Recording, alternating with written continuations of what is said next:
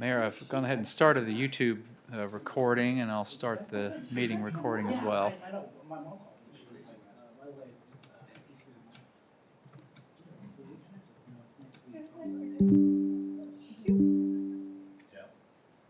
My niece is a nephew.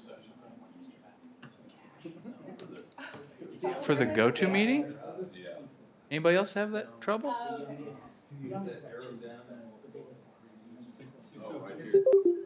Yeah. Shoot, I want cash. Yeah, cash app is correct. There you go. Wish I still got an Easter basket filled with cash. Too old for Easter baskets. No.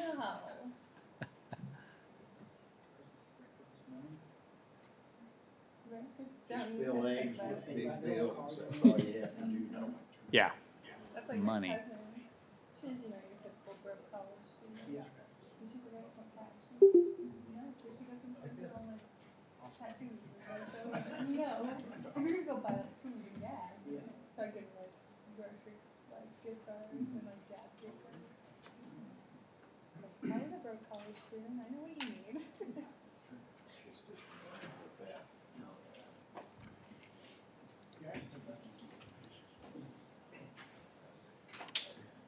That's the wrong one.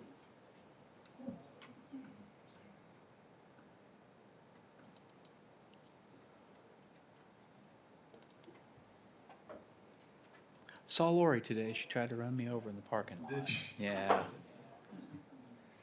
Don't blame her.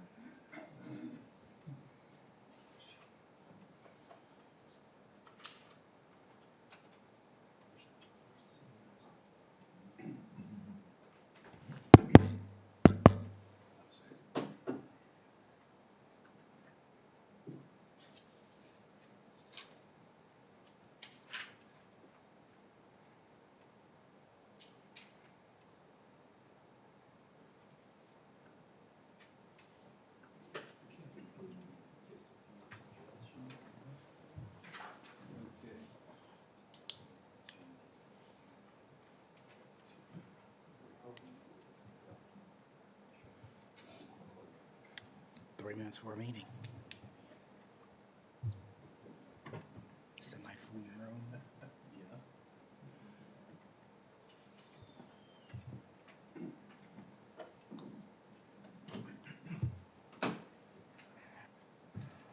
Patrick, is this your folder? Brandon's. That's the mayor's signature.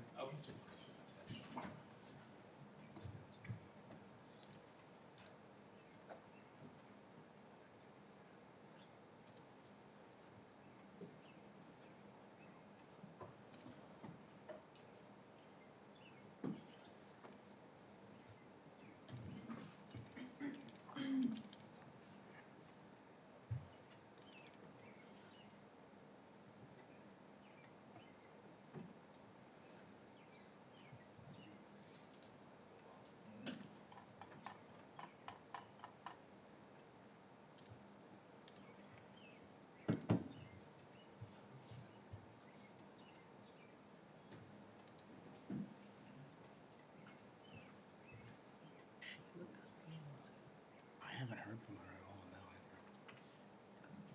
Aaron's in the back. Aaron's back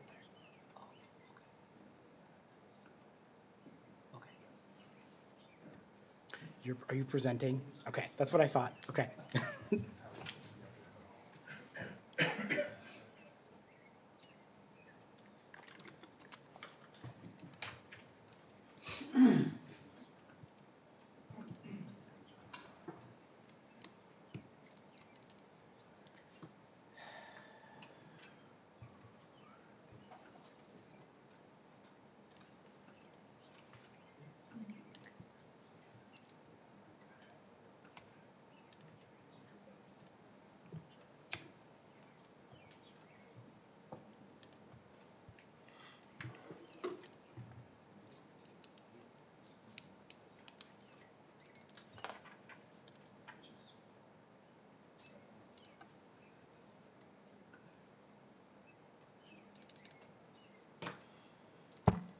Well, good evening.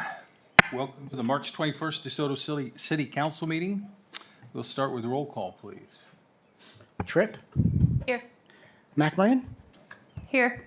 Daniels, Here. Lane, Here. Hanamichael, Here. all are present. All right, I would invite you all to please rise and join me in the Pledge of Allegiance. Pledge allegiance to the flag of the United States of America, to the republic for which it stands, one nation, under God, indivisible, with liberty and justice for all.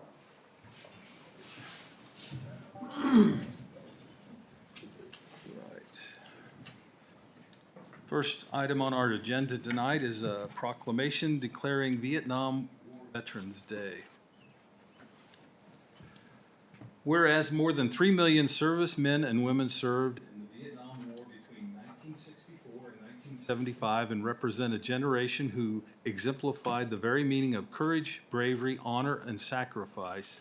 And whereas on March 29th, 1973, the last American troops were withdrawn from the battlefields of South Vietnam, thus ending one of the longest conflicts in our nation's history. And whereas more than 4,000 members of the Kansas National Guard were mobilized for the Vietnam War. And whereas since its unveiling, the Vietnam Memorial has paid eternal tribute to the more than 58,000 U.S. service members, including 627 from the state of Kansas.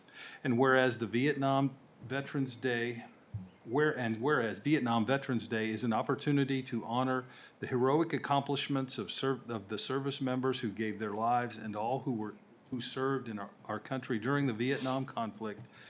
Now, therefore, I, Rick Walker, Mayor of the City of DeSoto, Kansas, do hereby proclaim March 29th, 2024 as Vietnam War Veterans Day, and I encourage all citizens of DeSoto to participate in associated events that honor Vietnam veterans on this day.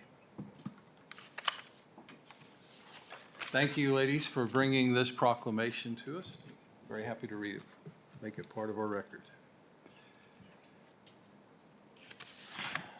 Our next item on the agenda tonight is our consent agenda. Tonight on the consent agenda, we have approval of the minutes from the March 7th City Council meeting and approval of pay ordinance number 969. Is there any item anyone would wish to remove for further discussion or a motion to approve? I'll make a motion, we approve the consent agenda. I'll second.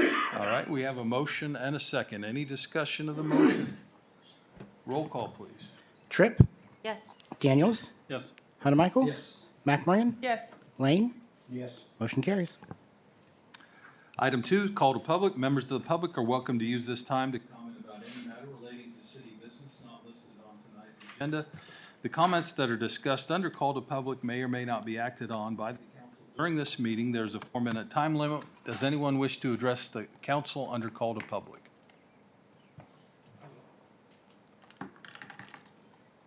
Please come forward, state your name and address.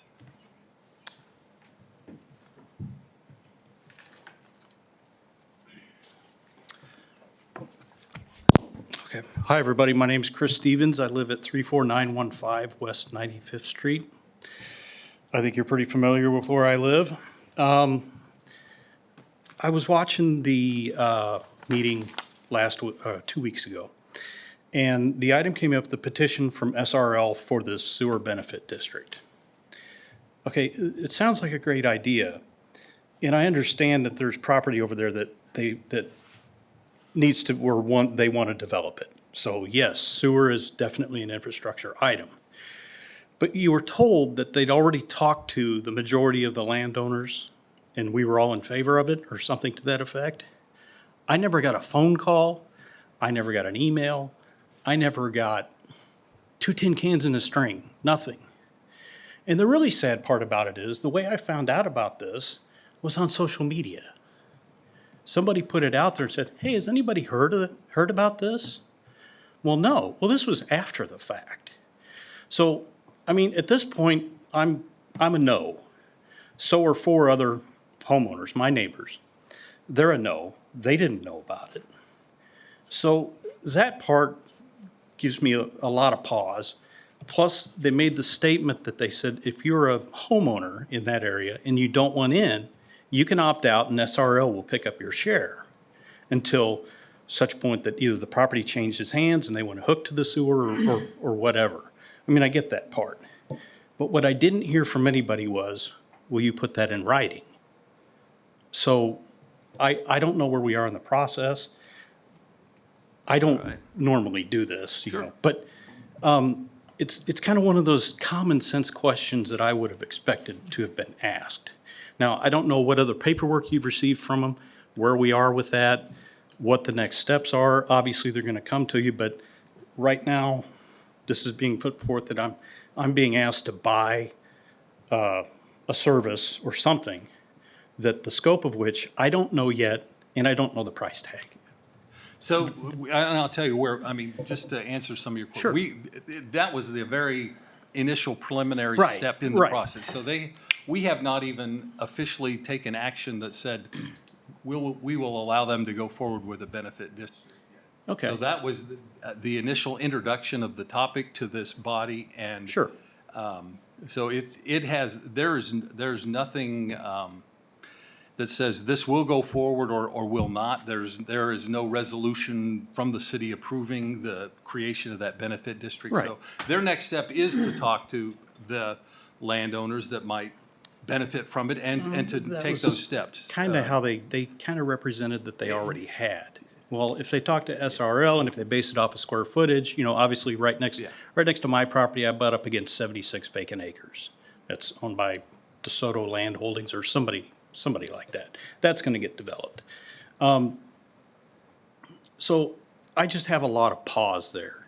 And I'm not, for me and the other people that are around me, we're really kind of not in favor of this until we know more. Sure, So understood. I expect hopefully to hear more at some point. So anything that is similar to a statement that you won't have to buy in if you don't want to, all that will be required to be in writing. I It'll be would hope part of so. that resolution, and the fact that whomever is benefiting from this will carry that cost until Something changes. something, exactly. yeah. So, so we have not taken any steps that are advanced, that it's just getting started in the process. Okay.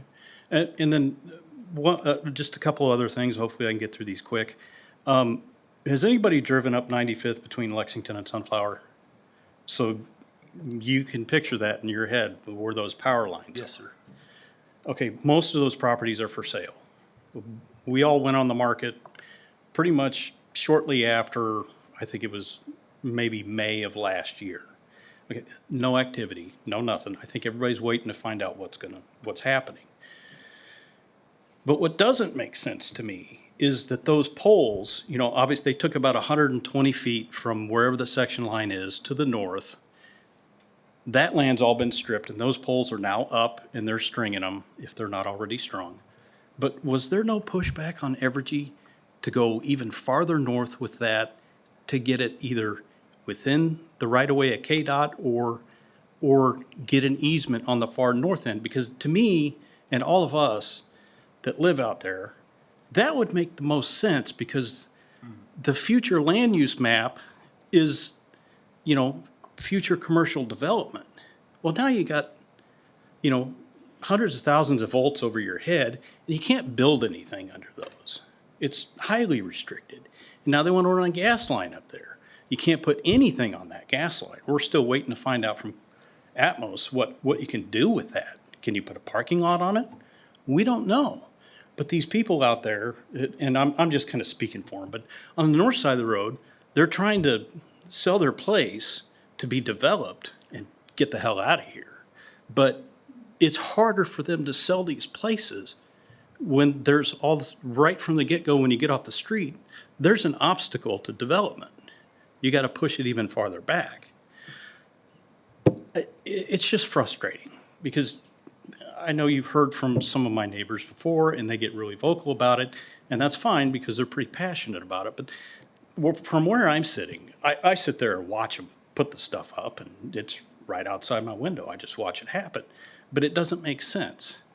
I mean, I would think that as an elected body, elected by us in this town to represent our interests, that instead of not hearing really anything, you might come to us and maybe get ahead of this and maybe partner with us and help us market our places, because ultimately the goal is to develop all that.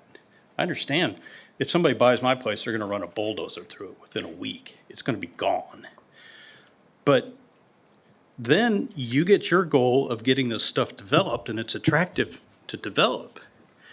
We get paid, you get whatever, whatever you guys get for the additional development, the city grows and so on and so forth. But this is just, pardon my French, but it just looks ass backwards to me. It just does. So I'm on the south side of the road. At some point, they're gonna come for their pound of flesh from me. But I'm like, okay, how hard is it gonna be for me to get out of this place? I think we all just expected more and more communication, because we don't hear. We just don't know, and we feel like we're in a position to where we gotta watch you guys like a hawk and read the agendas to see if there's anything that's gonna be interesting that we need to voice our opinion on. So that's basically it. But what's ended up happening is we don't hear anything. We get together as a neighborhood and we talk because we all want to be on the same page. But we don't get answers.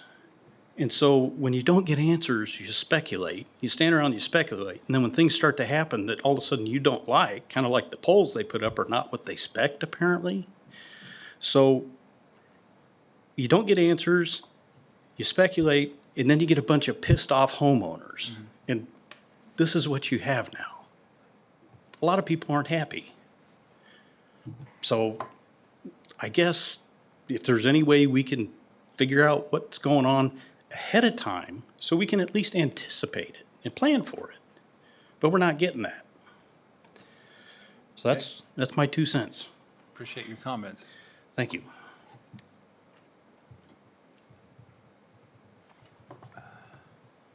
Anyone else under call to public? All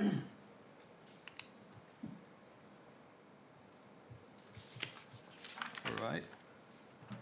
We'll move on in our agenda. Item Mayor, 3. Before we move on, can I just ask a question about the agenda? Certainly. There was this resolution for the legal description. Oh, yes. Do we need to modify the agenda We to should include modify that the as an agenda action to item? include Yeah. resolution. Yes, sorry. Resolution 2039. Okay, so should we include that at the end of new business then? Yeah.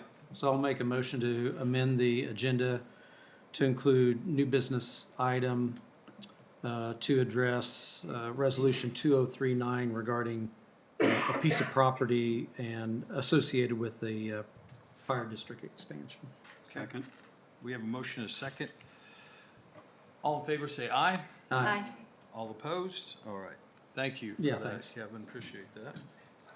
Now we'll move on. Item 3A, discuss draft strategic plan.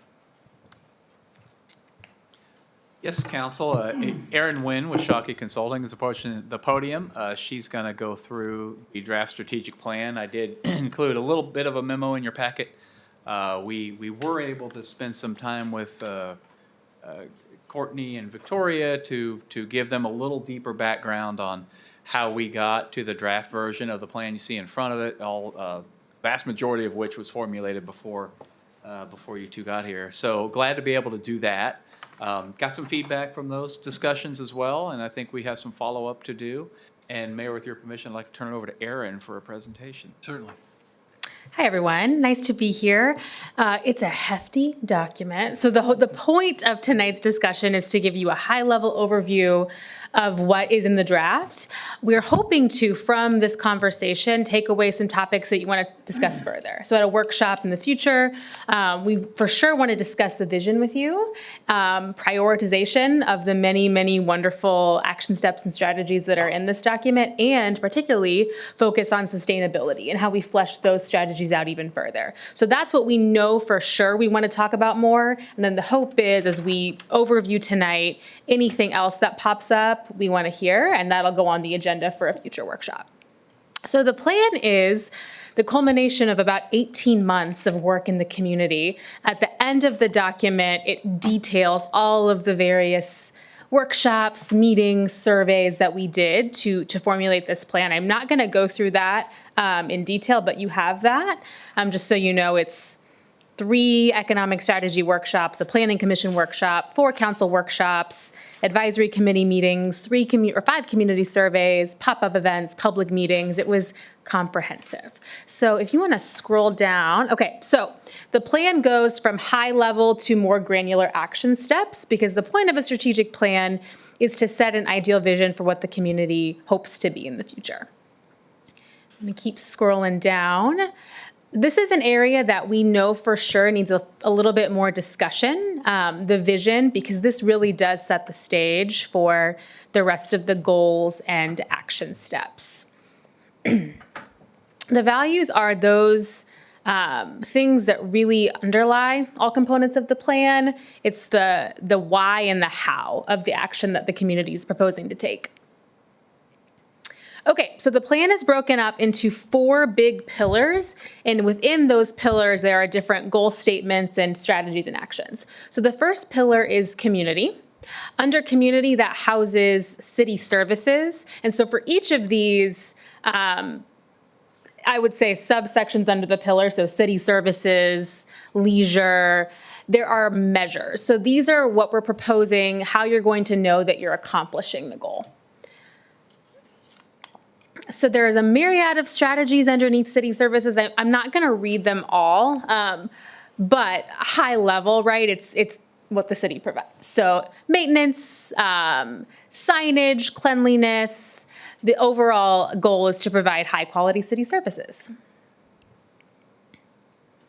Leisure is the next major bucket. So this is obviously going to be in partnership with Johnson County Parks and Rec and other community organizations that work to promote recreation, arts, culture, leisure.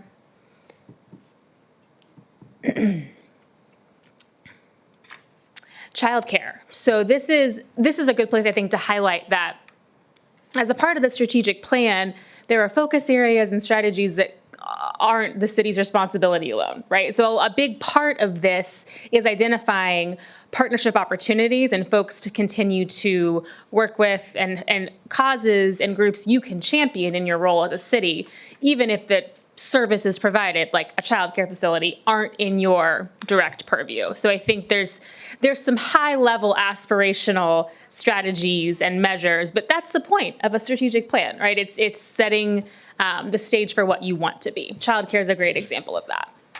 Same with education. You aren't teaching classes, but there are things that the city can do, especially when we're talking about economic development incentives, that can impact the school district. Public safety, so in this category, covers both sheriff services that provide the police and fire. So one of the big strategies here is to continue working with those partners and making sure that you all are aware of the updates on those major measures of public safety on a regular basis. So those can be communicated to the community. Okay, so that's the community section. The next, I guess I'll pause there because this is a lot. Are there any questions or anything that you know now that you want to have more discussion on under that large community bucket? Not seeing any. Okay, great. Built and natural environment. So this is going to talk about housing, parks, and sustainability. So I'll look at that. Yep, so parks, just maintaining a quality extensive park system. Strategies that go along with that. A lot of partnership with JCPRD. Connectivity. Several measures there. And I will say that the strategies that are listed in the document, the parentheticals next to those show how those were developed. So you'll see master plan or citizen survey, work group, council workshop. So you can kind of have a reference of how we arrived at those strategies. There's a lot. Okay. Housing. This primarily speaks to diversifying your housing stock to make sure that folks that work here can live here. A lot of housing. All right, infrastructure. So this speaks to what you're already doing, right? Sustaining and making sure you're continuing to create resilient facilities and infrastructure to serve DeSoto now and in the future. Natural environment. This is one of the areas that I already talked about that we want to have a further conversation about what specific municipal strategies look like for that. So we listed a couple of the potential strategies in the memo for this agenda item, but of course we welcome any and all additions, feedback, edits to that, and we'll talk about that at the next strategic plan workshop. Growth and development. So this speaks to obviously what you're very familiar with going on in your community right now, and how we can make sure that, how you all can make sure that the action taken really drives toward the vision that you desire. Okay, the economic strategy section is not, it's kind of like an asterisk to the city's strategic plan. This is being worked on in collaboration with the Economic Development Council and the Chamber of Commerce. So a lot of it is going to be owned in that group, but we did want to show some of the pretty incredible conversation and work that's happened in that arena so that you can see the very intentional efforts and strategies and measures that are going on to increase prosperity, to increase economic activity, and to increase the tax base within the city.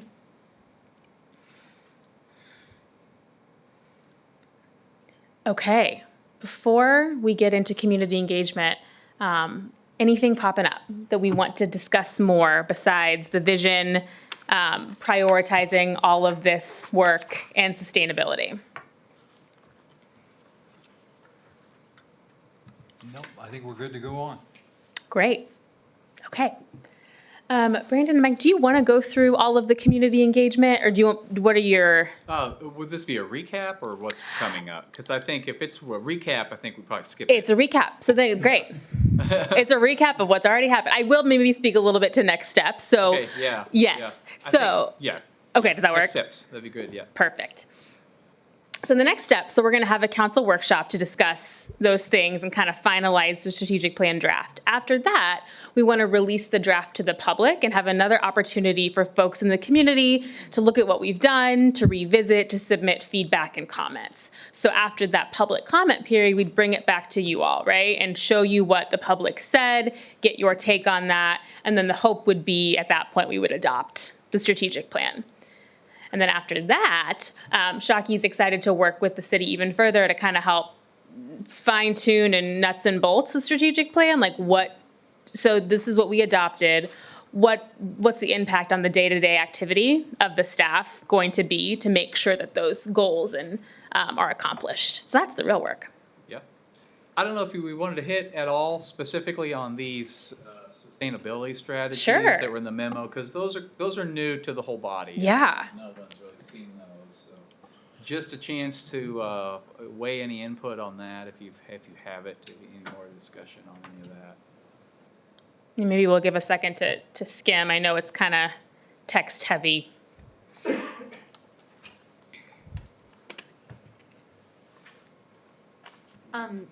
You know, one of the just early comments is just making sure we're kind of doing the step before the step, so to speak. It says reduce the city's carbon footprint. I don't know if we really have a strong inventory, you know, to begin with. And I think, you know, for me, it would be important to make sure that we're partnering with you know, figuring out how to partner to get a better gauge of that versus, you know, going at it without a clear inventory and Sure. prioritization of highest level of impact action steps. Got to get a baseline, right? Okay, that makes sense. Thank you.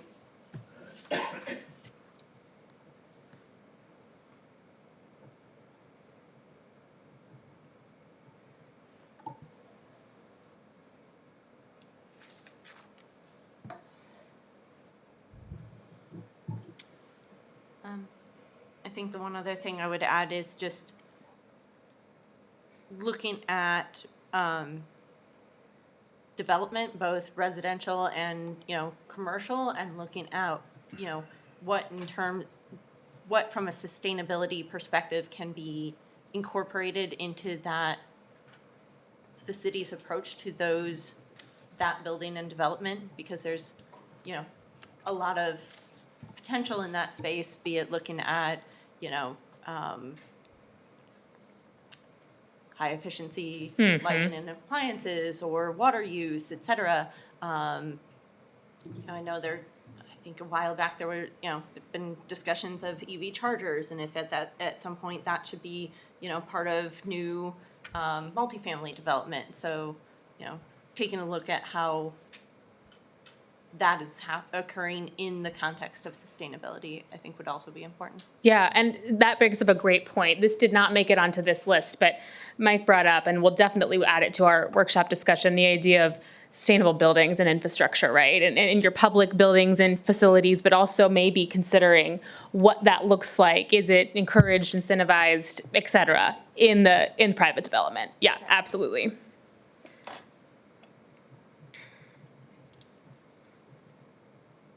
Okay. So next steps will be, so let's schedule a workshop. Yep, let's do it. Okay. Let's do it. We all love scheduling meetings. I think we need to do that probably by a poll or some other mechanism where make sure we get everybody's calendars lined up. Yeah, we'll touch base and work on that this week. Great, all right. Okay. Thank you all. Thank you, Aaron. Just a comment maybe as we tie this together, you know, last meeting we talked about updating to our incentive policy. Yeah. And in the matrix was where we tie in our strategic objectives and goals into this. And I think there's some really good points that we just blew by in terms of, you know, we've got a whole different structure in our strategic plan now, numbers or however they're represented. But how do we go back to maybe evaluating opportunities that come to us relative to the measures that we're trying to accomplish with, be it housing or economic growth or infrastructure or whatever it may be. So I don't know about the kind of the timing of how this gets formalized, but I think it'll be interesting to be able to align the two. Yeah. Align the measures, not just the strategies or goals. Yeah, align the measures with our financial incentives. Great. Great. All right. Moving on, item 4A, receive presentation from the Kansas Department of Transportation regarding the K-10 Capacity Improvements Project. Yes, Council, here with HNTB is Cameron McGowan that's going to be giving the presentation this evening. All right, very good. Appreciated. Thank you very much. As Mike said, I'm Cameron McGowan with HNTB here to give a bit of an update on the on KDOT's K-10 Capacity Improvements Project. If you want to go to the next slide. So a couple things that I wanted to cover here tonight. Obviously, this is largely informative. We're not asking for any action from the council. Certainly want to just give you guys an update on where we are with this project, but also an opportunity to get some feedback from you all as well. So the things that we wanted to go through here tonight, just want to touch on where we are in this project. You know, where are we at from a project status and schedule perspective. I want to give you guys a bit of a briefing on the evaluation that we performed relative to potentially expanding K-10 with express toll lanes and what the outcomes of that are. I want to cover some of the stakeholder engagement activities that we've been involved with. And then I do want to spend a little bit of time talking about some of the infrastructure improvements here in the interchanges that will serve the city of DeSoto and some concepts there. And then talk a little bit about implementation plan or how the project could be implemented over time. So if you want to go to the next slide. So starting first with just kind of where are we at with this project? And I think the first thing that I want to mention is where this project is. This is in the development pipeline. So at this point, what we're doing is all very preliminary planning, environmental approvals, those sorts of things. There's no commitment in terms of funding actual improvements for construction at this time. We need to really get through this upfront planning before it can move into those phases in design and eventually into construction. So a lot of the activities that we've been engaged in over the course of last year, 2023, and early into 2024 have been focused on understanding what are the existing problems that are out there, how do we expect the area to grow, and how does that lead to future problems that need to be addressed for the long term. And as part of this project, we are looking out to a design horizon of the year 2060. So we're trying to envision how is this area going to grow? How does that translate into traffic? What kind of improvements are needed in the corridor in order to handle future traffic and address safety needs out to that distant horizon? So a lot of our initial work, like I said, has been focused on understanding the need for the project, what are the problems that are out there, and then where we are right now. We are, I'd say, sort of at the back end of analyzing a series of different alternatives. And we're getting to that point where we want to get feedback from you all, get feedback from the public, and we have a number of ways that I'll touch on here that we're going to do that to try and eventually work our way towards a preferred alternative or a recommended set of improvements in the corridor that then will go through that environmental review process. That environmental review process is something that will be ongoing really through the rest of the spring, into the summer, and into the fall. Assuming that we can get through that process, that really sets the stage for additional phases for design and eventual construction. I'm going to go to the next slide. Okay, so the first thing I want to touch on just briefly here are some of the results from the recent toll study that we did. I think you guys may be aware, if you interactions with staff and potentially from other sources, know that one of the options that was looked at early on in this project was whether or not expanding K10, adding a third lane in each direction on K10, whether that might make sense to do that with an express toll lane. If you guys have followed what's going on over in Overland Park on US 69, it would be a similar type of concept as that, where the additional lane in each direction would have a toll applied and that used to kind of manage the congestion within that lane, but the existing 2 lanes in each direction would remain toll-free. We looked at that. We've spent a lot of time looking at some different options with that, just to kind of highlight the things that are important in that evaluation. For this to be a good idea, it has to answer some basic questions. So first of all, you have to be convinced that it's going to be used. You do not want to construct something like this and then nobody chooses to use it. So there's got to be a demonstrated need, and does it actually provide a congestion management benefit? The second question that it needs to answer is it revenue responsible? So these take a lot of work. There's additional infrastructure that is required to operate an express toll lane, and it's an ongoing thing with its own maintenance and operations costs associated with that. So you have to be convinced that the utilization is going to be high enough that it can generate revenue that at least covers its own costs. And then the last thing is can it support some of the upfront capital cost? This is very few express lanes actually meet that threshold where it's is used enough to where it actually produces enough revenue that you can offset some of the additional or some of the upfront costs. We certainly didn't find that to be the case here, and like I said, that's usually a pretty small subset of express lanes that meet that criteria. So just to kind of cut to the chase, we've looked at a number of different options with this, 4 or 5 different configurations and scenarios and toll schemes, and really what we found was while it did likely cover its own costs and it met that sort of revenue responsible threshold, what we found is that it didn't actually manage congestion all that well. Essentially, it didn't have enough utilization to where the toll rates fluctuated with demand. The toll rates basically stayed at sort of a minimum level all through that time, and so it's not really providing a good congestion management benefit. Additionally, it was more expensive. There's toll-specific infrastructure, all the antennas and cameras and things like that that are required to operate the express lane.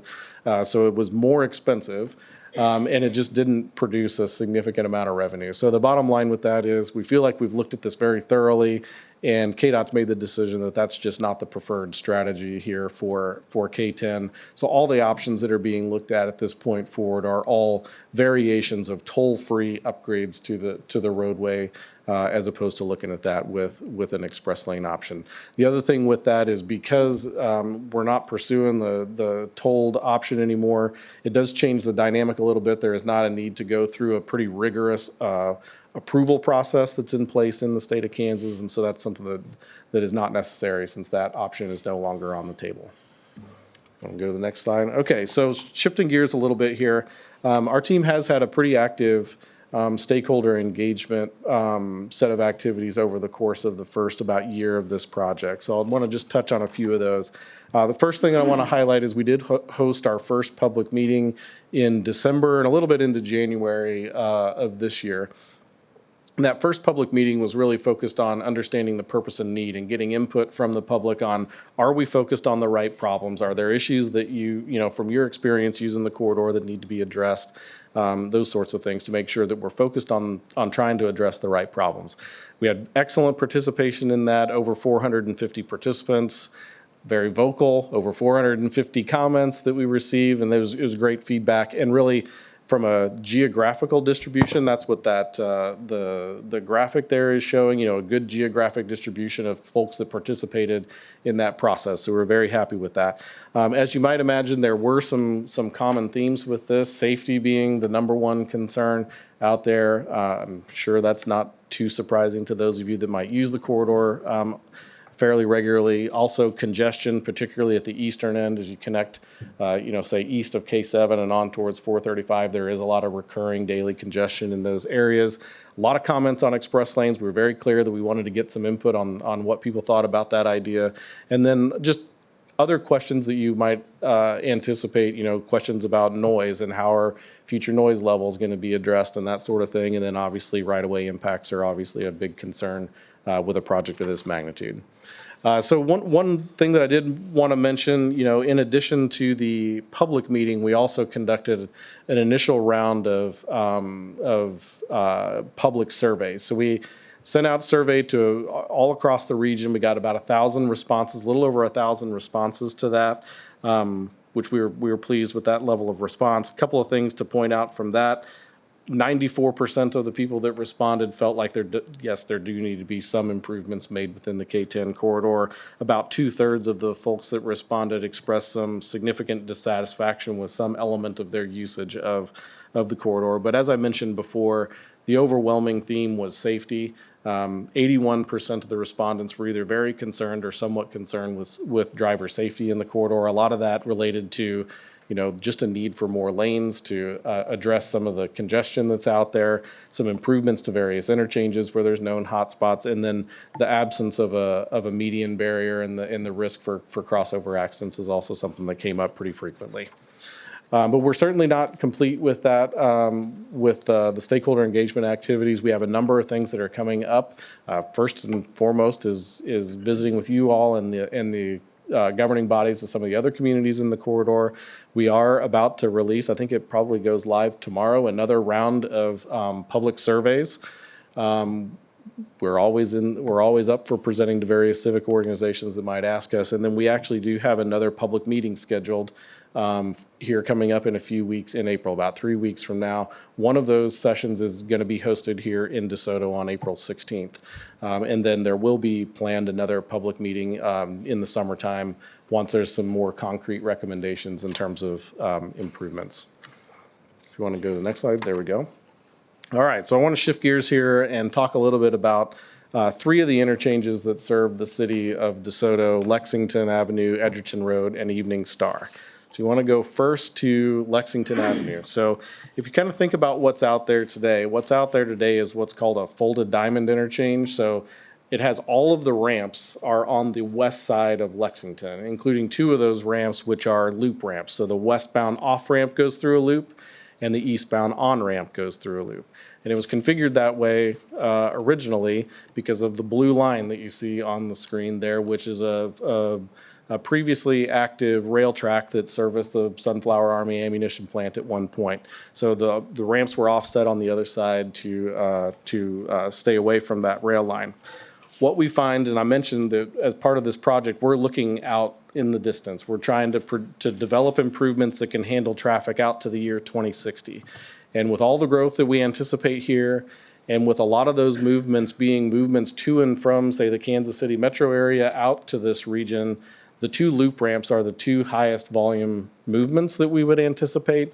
And as such, under 2060 traffic, those loop ramps fail.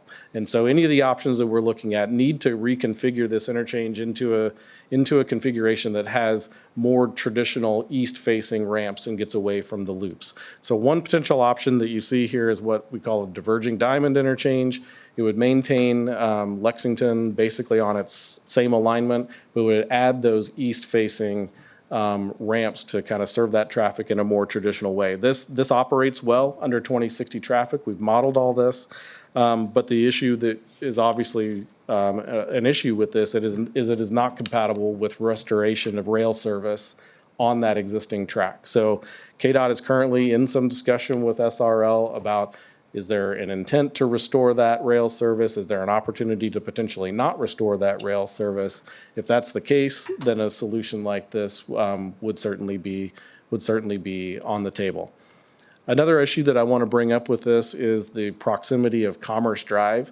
If you kind of think about where that is now and under this configuration, the distance between the new ramp intersection and the existing intersection at Commerce Drive is very close together. It's closer than what KDOT would typically allow, and it could create some problems with operations of both the intersections at the interchange as well as the intersection at Commerce Drive. So an alternative to that is what you see here on this slide, where that Commerce Drive access could actually be relocated up to 91st Street. Now, realize this is a more dramatic impact to the access to those businesses, would have some impacts to some private residences as well. I think what I would say at this point is we're going to continue to work with the city staff, kind of think about what does that access look like in the event that an option like this stays on the table. There's a couple of different options that we're looking at here as well, but certainly want to be mindful of what those impacts could be to the commercial businesses there along Commerce. But the biggest issue is there or is there not rail service restored along that stretch? So if you flip to the next slide, if there is an intent to restore rail service along that line, you've got to find a way to get up and over the rail line with those east-facing ramps. And so what is shown here is an offset interchange, where that interchange would be offset to the west. A feature with this that I want to point out that's maybe not readily apparent on the slide is Lexington Avenue, where it is today, would actually stay in service as a way for local traffic coming from DeSoto that wants to just get across K10. They would stay on existing Lexington. It's only the traffic that is going to and from K10 that would use the offset interchange to the west. Obviously, there's impacts with this option as well. It's a pretty significant reconfiguration to the west, has some impacts to properties to the south, creates a little bit of a non-traditional intersection down to the south also as it connects back onto Lexington and 103rd Street. So again, the big question that has to get settled here is what happens with the rail line. So KDOT is in those conversations with SRL, and I think that's going to really drive ultimately what this interchange looks like. If you want to go to the next slide. So let's talk about something a little easier than that. So if you go one interchange to the west to Edgerton Road. So Edgerton Road, this of the three interchanges that we're talking about here, Edgerton is the one that we would anticipate that has the least amount of traffic using it, even in the future, even accounting for future development. So we do not see a need for a dramatic reconfiguration of this interchange. Do see a need to make some improvements to it, add some turn lanes, signalize the intersections, et cetera. But this can remain a similar diamond style interchange as what is out there today.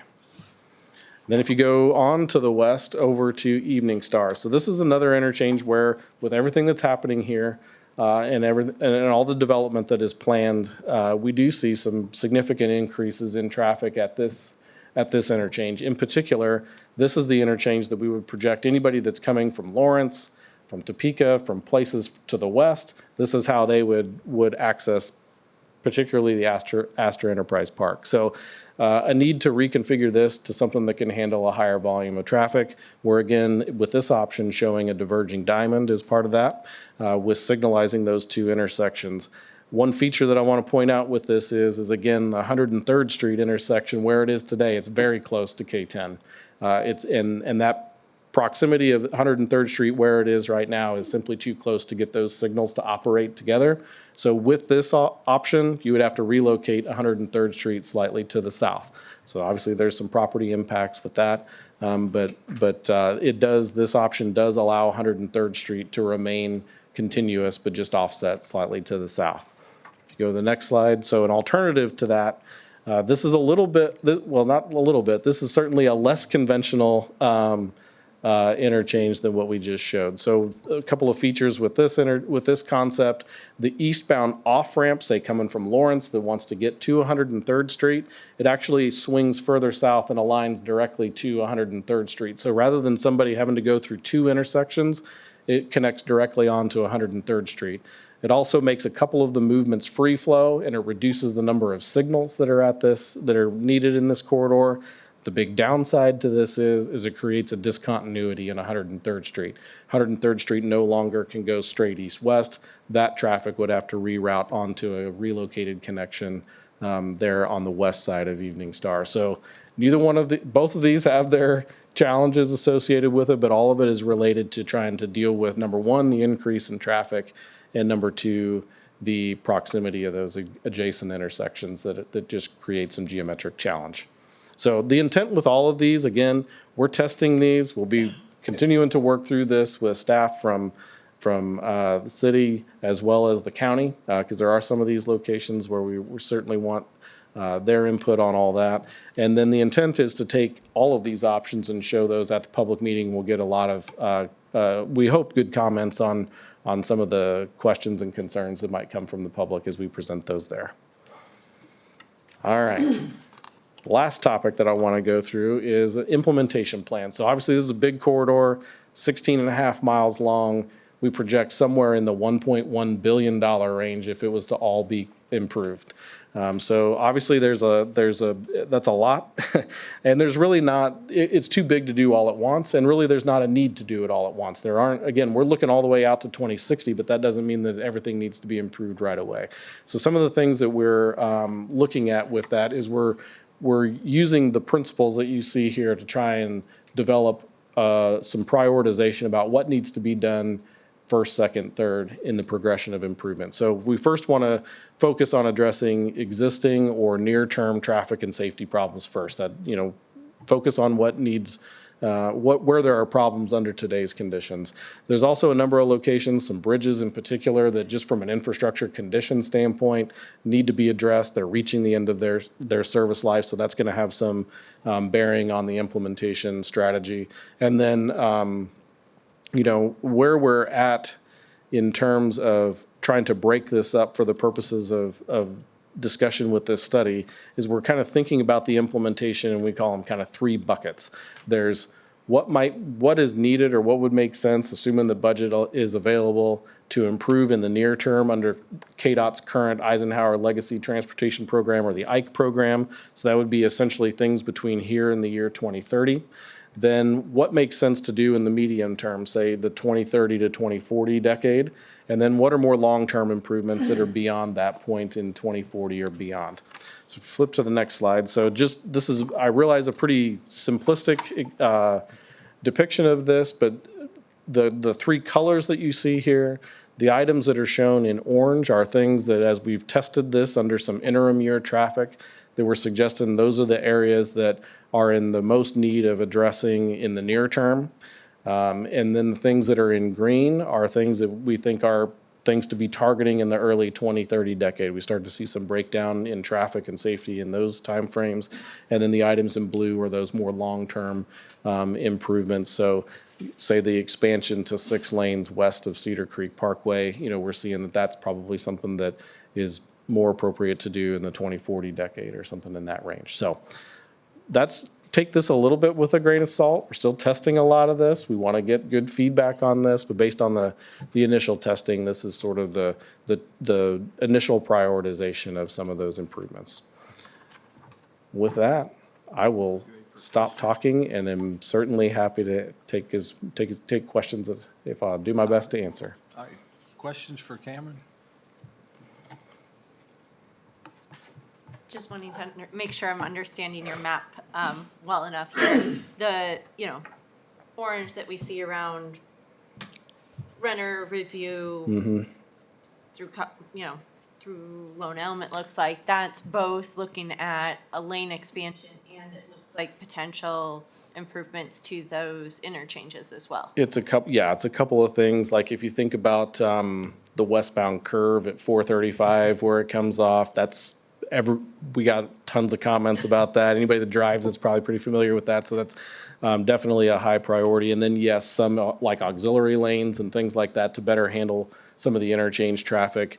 The Renner Boulevard interchange is one that we would target just because it's right there in the mix with 435 and it's just so close right there. But, you know, the Woodland interchange, I think we're suggesting would operate pretty well for a while, and not a lot of investment in the Woodland Road interchange itself, more about the on and off ramps and can they safely and efficiently get onto and off of K10. And then looking at Lexington and Evening Star are the first two major impacts to DeSoto, with those coming in then in that 2030 to 2040 timeframe. That is what we're showing. One of the things we tested those existing interchanges. Well, I shouldn't say the existing.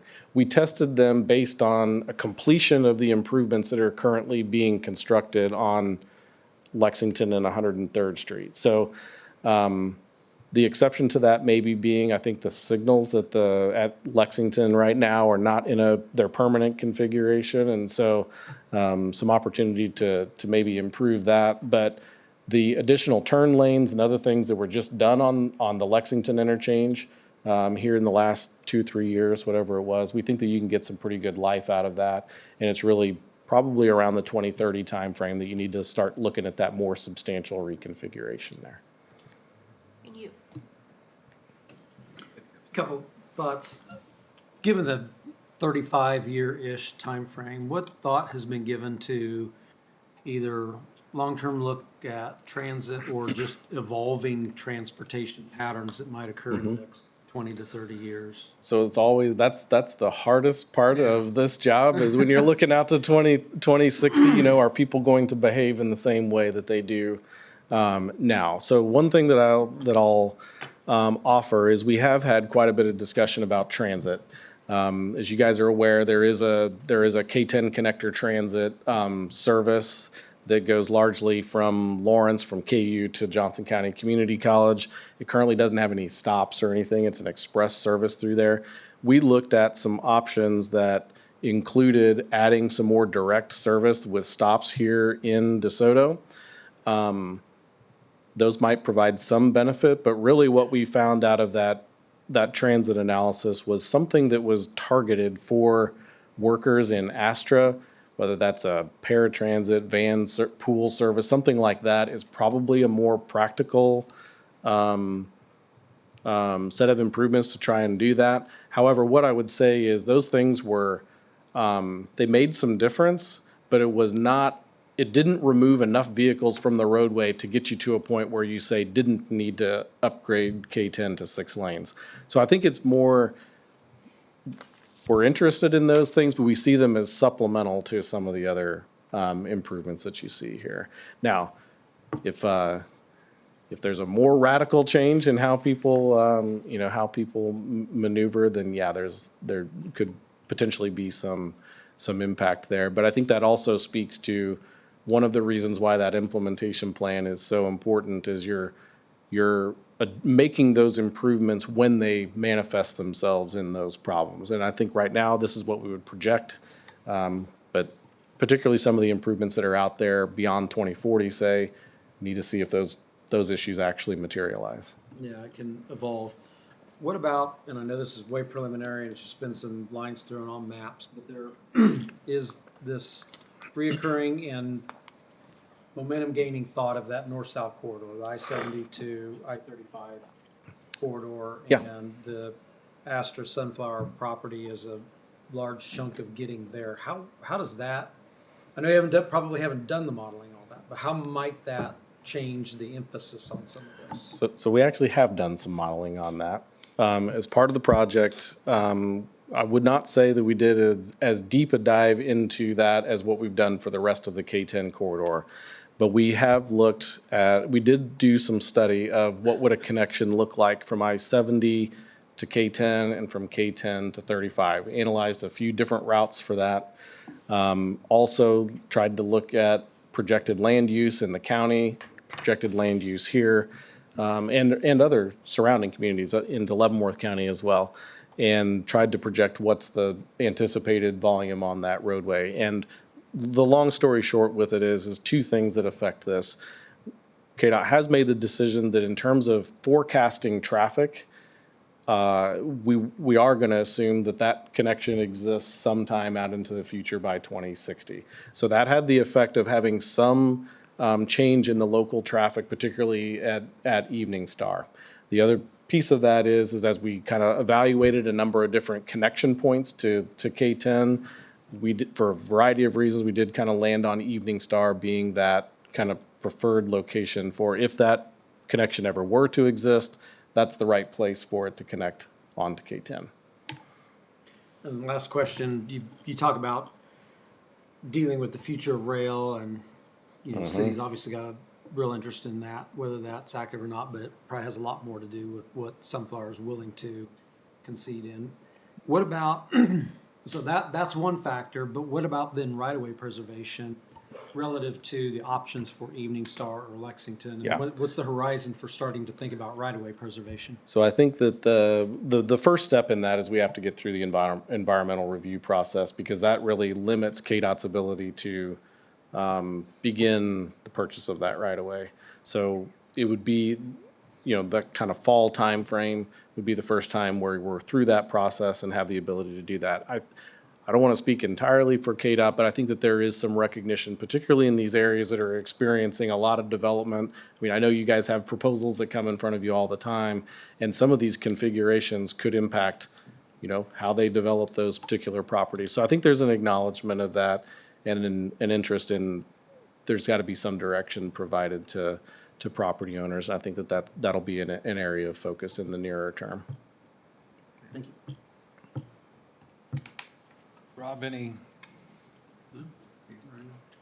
Mine was the right-of-way preservation, that future planning, how do we? Well, because it's twofold. It's one, preserving it for that, but Right. particularly at the Lexington one, things could happen that could impact Yeah. various alternatives Right. for the proposals. And could drastically change projected costs if you're talking about a, Right. Yeah, because if we can't get rid of rail and something develops where the road needs to go, Yeah. there's a problem. right? Well, Yeah. thank you, Cameron. No problem.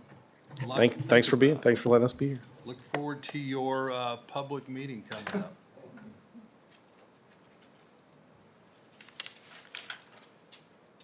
All right. Item B, discuss economic incentive applications from Williams Management for 78-acre mixed-use development, 95th Street in Lexington. Yes, council, this is the initial presentation for discussion only, no action is asked. This evening, we have Williams Management representatives here in the front row. Mayor, with your permission, offer them a time to address the council. The incentive request was received. The incentive request outlines a tax abatement request. The first 5 years would be 100% level, and then years 6 through 10 would be at a 50% level, so 75% level there. The subject site is roughly 78 acres along the south side of 95th Street, west of Lexington Avenue. There, the old Ohms property, if you're familiar with that, we've had at least one relatively recent prior development plan proposed for this project that fell through. The current plan is largely in alignment with the previous plan, a mixed-use development, ultimately in phases, but ultimately possibly as much as a $250 million investment with 1 million square feet of construction consisting of multifamily, commercial, and retail. Attached to the application, I've provided a layout. The application is there. The layout is there as exhibit to your staff report. You can see it here. If you might remember it, again, it looks a lot like the one we've seen before. This is the initial presentation for council discussion. We did ask Jeff White to do a financial viability assessment of the applicant. That work was done, and Mr. White provided a memo for you. It wasn't in your initial packet, but it is now online. Essentially, that the developer appears to have the financial capacity for phase one, which is taking down the land, making the land ready, mass grading and making the land ready for development, but could not, I don't think had quite enough information to say that all 6 phases, the ultimate build out, that he had enough information to determine that at this time. So with that, council, Mayor, I'll turn it back over to you for any questions and discussion. All right. Questions from council on the memo or the application? I'm not seeing any, so we'll open it up for the applicant. If you have a presentation or want to address the council, please come forward. Good evening, council. My name's Dave Anderson, 9152 Shorewood here in town. Adam was made known to me about 2-3 years ago by a banker that maybe you guys remember, David Moore. David Moore was here in town some years ago, now is in Lawrence. Adam's a developer in Lawrence. He'll speak for himself. I brought Adam originally to the current landowners a year ago, I think. And they were 2 years ago. They were pretty close in the number, but the owner decided to go with a developer that you all have seen and that developed that or put that together. Adam is financially viable, and so that's why he's here tonight. Couple things that just to kind of round this whole thing out. It looks like we dodged the KDOT right-of-way discussion by a few hundred feet. We're to the west of that. The reason for the tax abatement is probably obvious, but maybe not. The cost of infrastructure to kind of get this site ready to go. When Adam came and I discussed it with him, it's in the incentive policy. It's in an area that's been identified. I wanted to make sure that he followed kind of the guidelines that we had. He's ready to start. He can address a lot of this stuff. We had talked to staff about a kind of like a master resolution over the whole property, and maybe it was similar to like Bayer or Intervet, Merck, where they come in phases. That the abatements would be done that way. He's opted to just go 10 years and get it all done in 10 years. There are 4 phases, I think, and the 4th phase would probably start in year 6. The first couple of phases would be dominant in the middle with apartments, mostly 1 and 2 bedroom, no 3 bedrooms, so the impact would be very low on the school district until the abatements would be adjusted to say 50%, and then I think the 3 bedrooms are probably coming online in the villas and the townhomes. There is a lot of nature and land, open land here. Intend to keep that because it kind of makes the development, if you've seen the property right now, it's not much to it. And we talked to the staff about participating on 95th Street because that's obviously not a road that we'd want our customers and people coming into. So that's all up in the air in discussion, but a willing discussion to work on 95th Street up to the property. So, Adam, why don't you tell them who you are and what else you'd like to know? So I'm from Lawrence, Kansas. That's typically where we do all of our development. We've done similar projects in Lawrence, not one quite this scale, but we've worked with the city of Lawrence on NRAs, IRBs, affordable housing pieces. So we're familiar with how the process works. I was glad to meet Dave to help me through this process with this city, and we're excited to get going on it. He's right. We're capable of doing phase 1, the horizontal development, but with a project this size, it's going to take multiple partners to get all the way through it, and it's not something we feel prudent to do all at once. Obviously, it needs to be phased. That's good for us, and it's good for really the city. So, tonight we're looking for that partnership with the city to help us get going and get it out of the ground. All right. This would need the sewer benefit district in order to work, right? It was the one that was discussed previously, I believe. At our last meeting. Yes, and we're obviously willing to participate in that. questions from council? Could you talk us through kind of the various phases and timeline that you're looking at for those? Yeah, so pending approvals and getting through planning and construction documents, finding the contractors and things like that, 6 months would be burning fast. If we get started in 6 months turning dirt, I think that would be very quick, just because it takes that much time. First phase would be 240 apartments, would be phase 1, and then phase 2 would be another 240 apartments. And then it just kind of breaks down smaller and smaller past that. There's 130 apartment unit complex, and then the townhomes after that. And, the townhomes and duplexes, those are more your family 3-bedroom units that will come later. But, those will come after some of this tax abatement potentially falls off after 5 years, to where the city, county, schools start to receive some of that money from the project. And so when are you looking at having those first, when would be your target date for those first 240? 18 months. 18 months. And then, but the larger units you said would be looking at probably 5 years. on Those the those are horizon. probably those that he talked about year 6, starting those. It's just a lot of units to bring on that quickly. So year 6 would be the beginning of that one, approximately. Okay.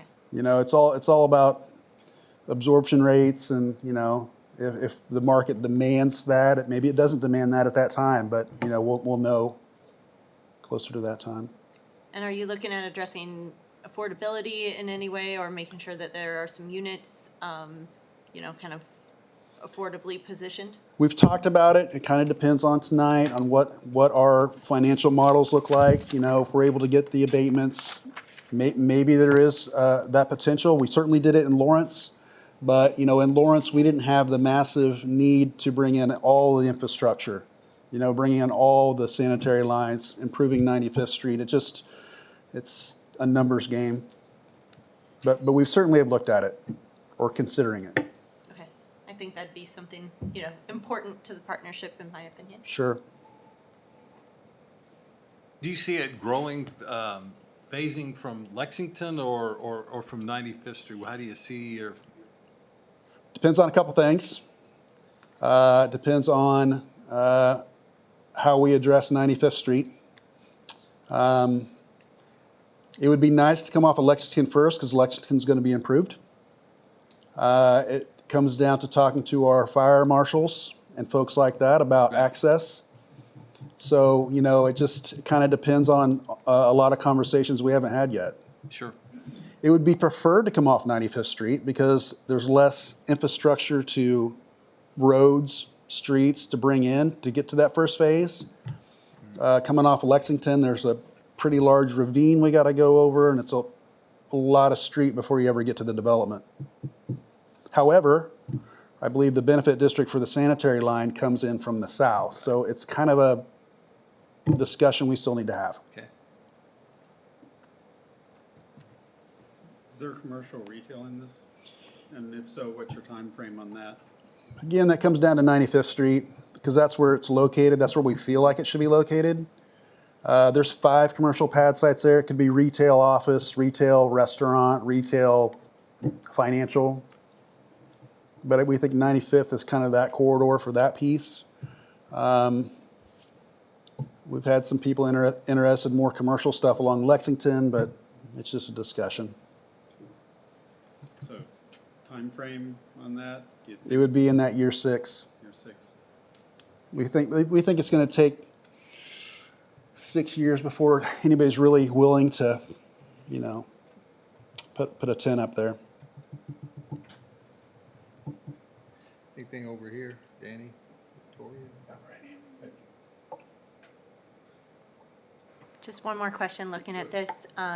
The senior housing piece, what phase was that being looked at? 6. Year 6? Yeah. Okay. Yep. Yeah, we'd focus mainly on the residential housing first, and then obviously senior housing, but we feel like it's down the road too. Okay.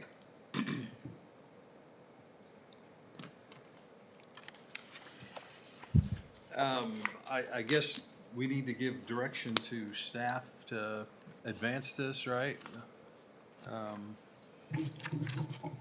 I guess the one thing I would say is that, I don't know where, this is part of an area that I've asked for a scope and fee for, a more detailed plan to be developed, kind of in that, this whole area south of K-10 bound by 103rd Street.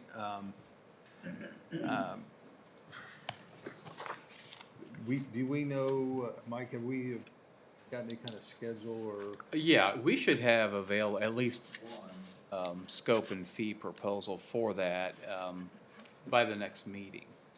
We still have a decision to make if we want to go out for RFPs on that, but we have one, at least the scope is conceptualized. the Okay. fee needs put together. Just to make sure that whatever we're doing with the first one doesn't limit, I mean, how the piece to the west or the parcel, if somebody's able to piece together those separate parcels on the east side of you, how all that fits together and then would tie together with the parcels on the north side of 95th Street and that whole, I don't know whether or not that would change anything or change the schedule that we might need to go, but I'd also say I'm sure that a 95th Street solution is gonna be critical to making a project successful here.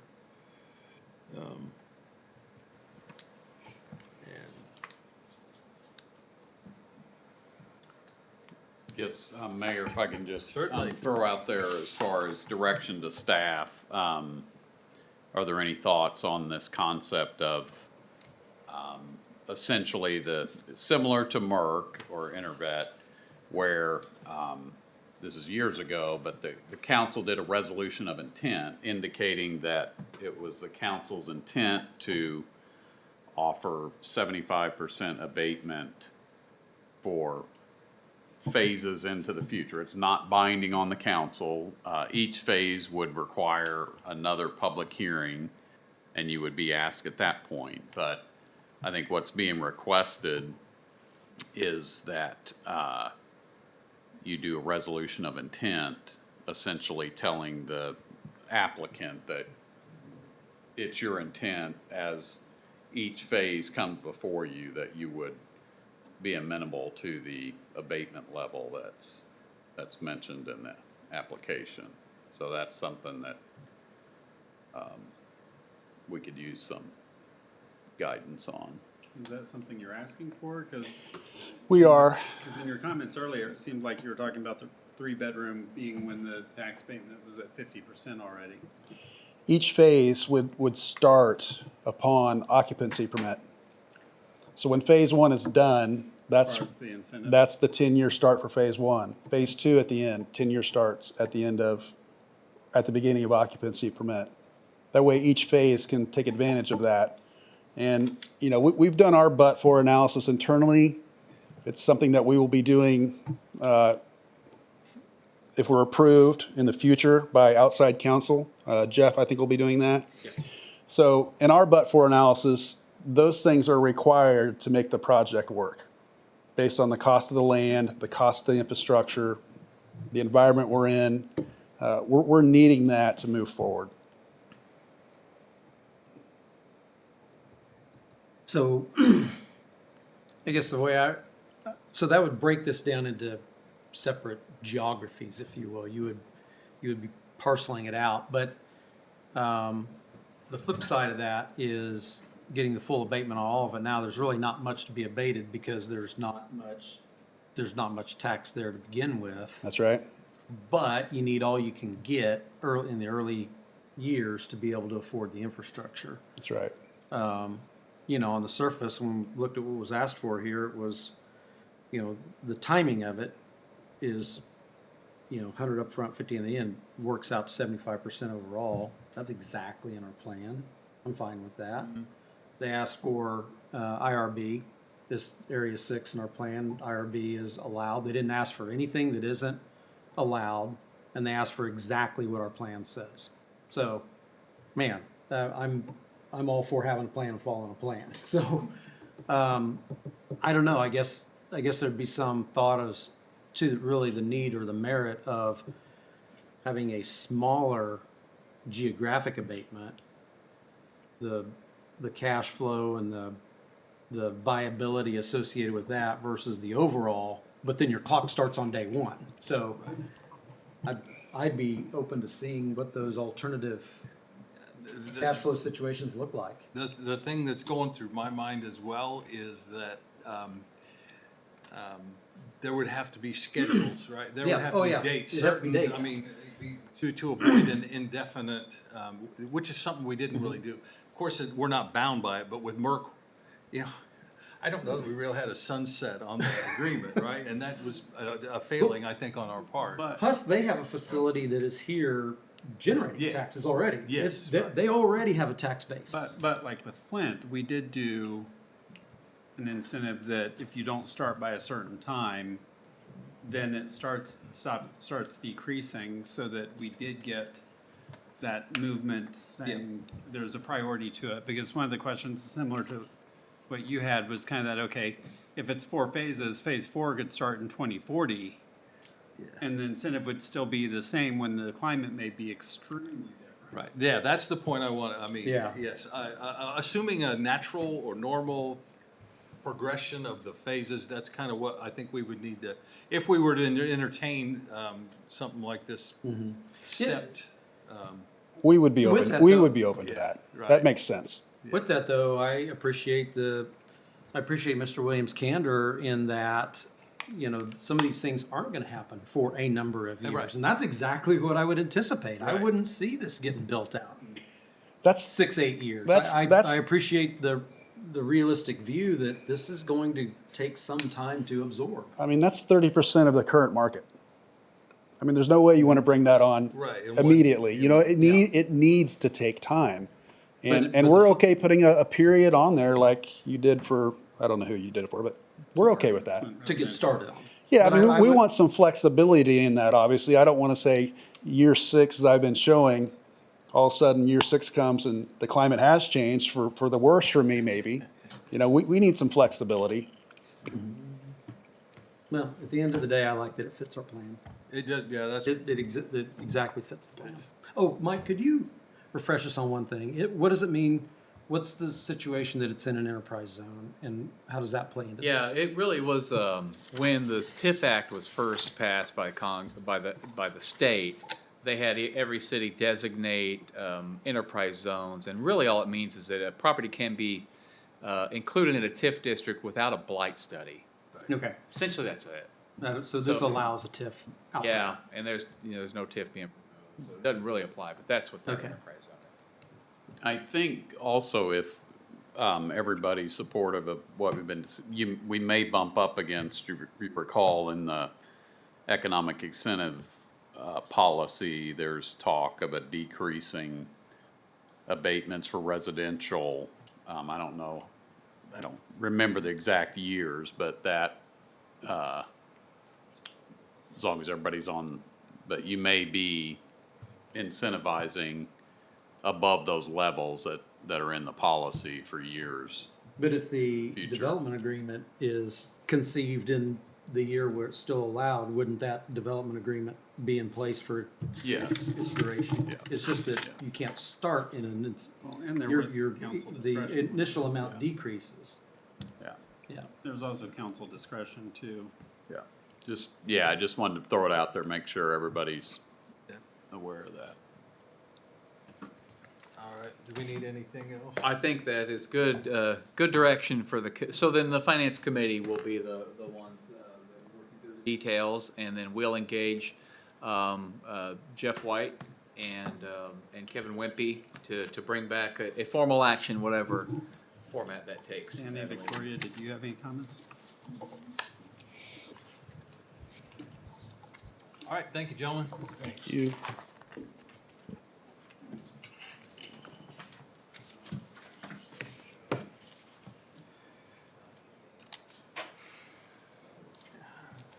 Along that same vein, item C, discuss the economic incentive application from Goddard Development for a 60-acre mixed-use mixed-use development.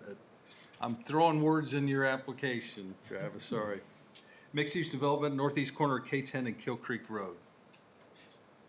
Yeah, council, similar introduction here. This is the initial presentation of an application that we've received. We've met a couple times with the applicant here about particulars of the development plan. I know he's met with Brad there at the planning department, I think just this morning, about this. The request actually articulates, I think, every single one of the possible incentives that we might give for this particular incentive area. So those are articulated for your reference, for discussion. Again, Mayor, with your permission, the applicant, I'm sure, has a presentation and would like a little bit of time to present that. As far as the financial feasibility analysis, that has not had time to complete that. I know some information was sent over to Jeff White initially, essentially just ran out of time there. I would say I did indicate in an email to the council this morning, maybe it was this afternoon, that Grata is a relatively well-known developer in the area and known to have financial resources to pull down a project like this. So with that being said, it's at your discretion how much back and forth input you want to give. But that is it. Initial discussion here. No action tonight, and we're just asking for direction for the staff and the finance committee moving forward. Okay. Any questions initially for Mike before I invite Grata up? All right, come on up, Travis.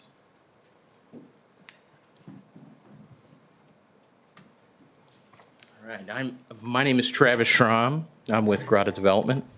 I live at 11282 South Belmont in Olathe, so just up the road here in Cedar Creek, and it's a privilege to be here tonight. I like to consider myself having pretty deep roots in this area. My dad's brother lives north of the river. My dad has a 40 up there and has been driving up there since I was a kid, camping and fishing on that property. And I have driven by this very intersection more times than I can ever count. So I remember when the swimming pool was down by Miller Park and that Hootamaki used to be called Sealright, you know. So it's fun to be here. It's fun to be looking at a piece of property that I've grown up driving by. And so I'm going to kind of walk through who Grata is first. We're a developer here in Kansas City. Our office is in Overland Park, and we are extremely lucky to be a part of the Burrell family office. Gary Burrell was one of the co-founders of Garmin, and his legacy lives on with his family, and we're just really pleased to partner with them on all our projects. And they're just wonderful, humble people that love Kansas City, founded a company here and still live here. So these are some of our projects and what we try to do. A lot in Johnson County, with Falcon Lakes up in Basehor.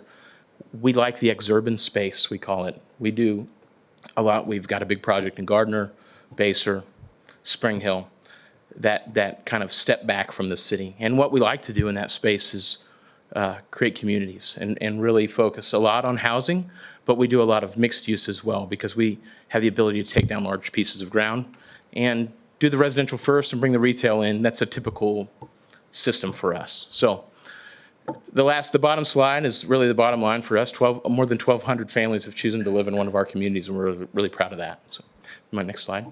So there we are kind of on the map. Jumped ahead of myself there. So go ahead to the next slide. And this spot right here. And one of the things I think is really important to see about this spot is it's clearly an entry point to your community. It's Kill Creek and K10. Getting ready for tonight, I did a little research, and this interchange was built, it opened November 8th, 1976. That's a long time ago.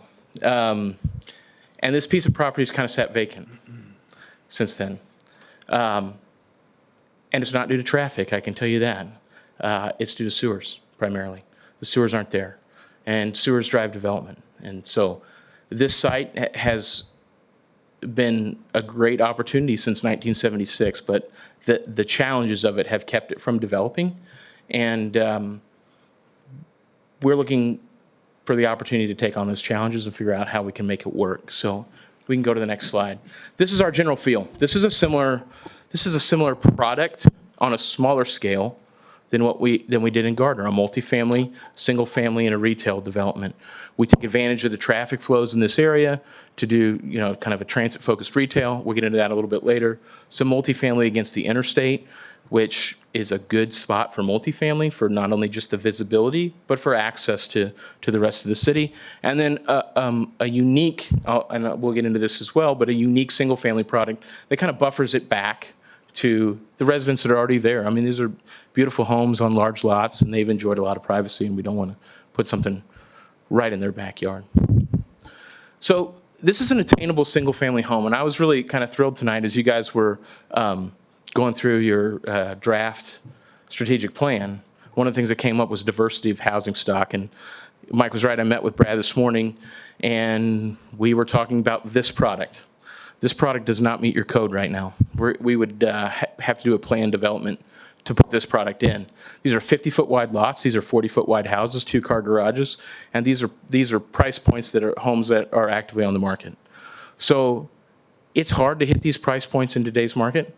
The price of housing has gotten really expensive, and I wrote down a little quote from your presenter earlier. We want people that work here to be able to afford to live here. And I think that was a really key quote. And so this product has been very successful for us, but the houses are a little closer together. And we just have to kind of work with a plan development to get there. Go ahead to the next slide.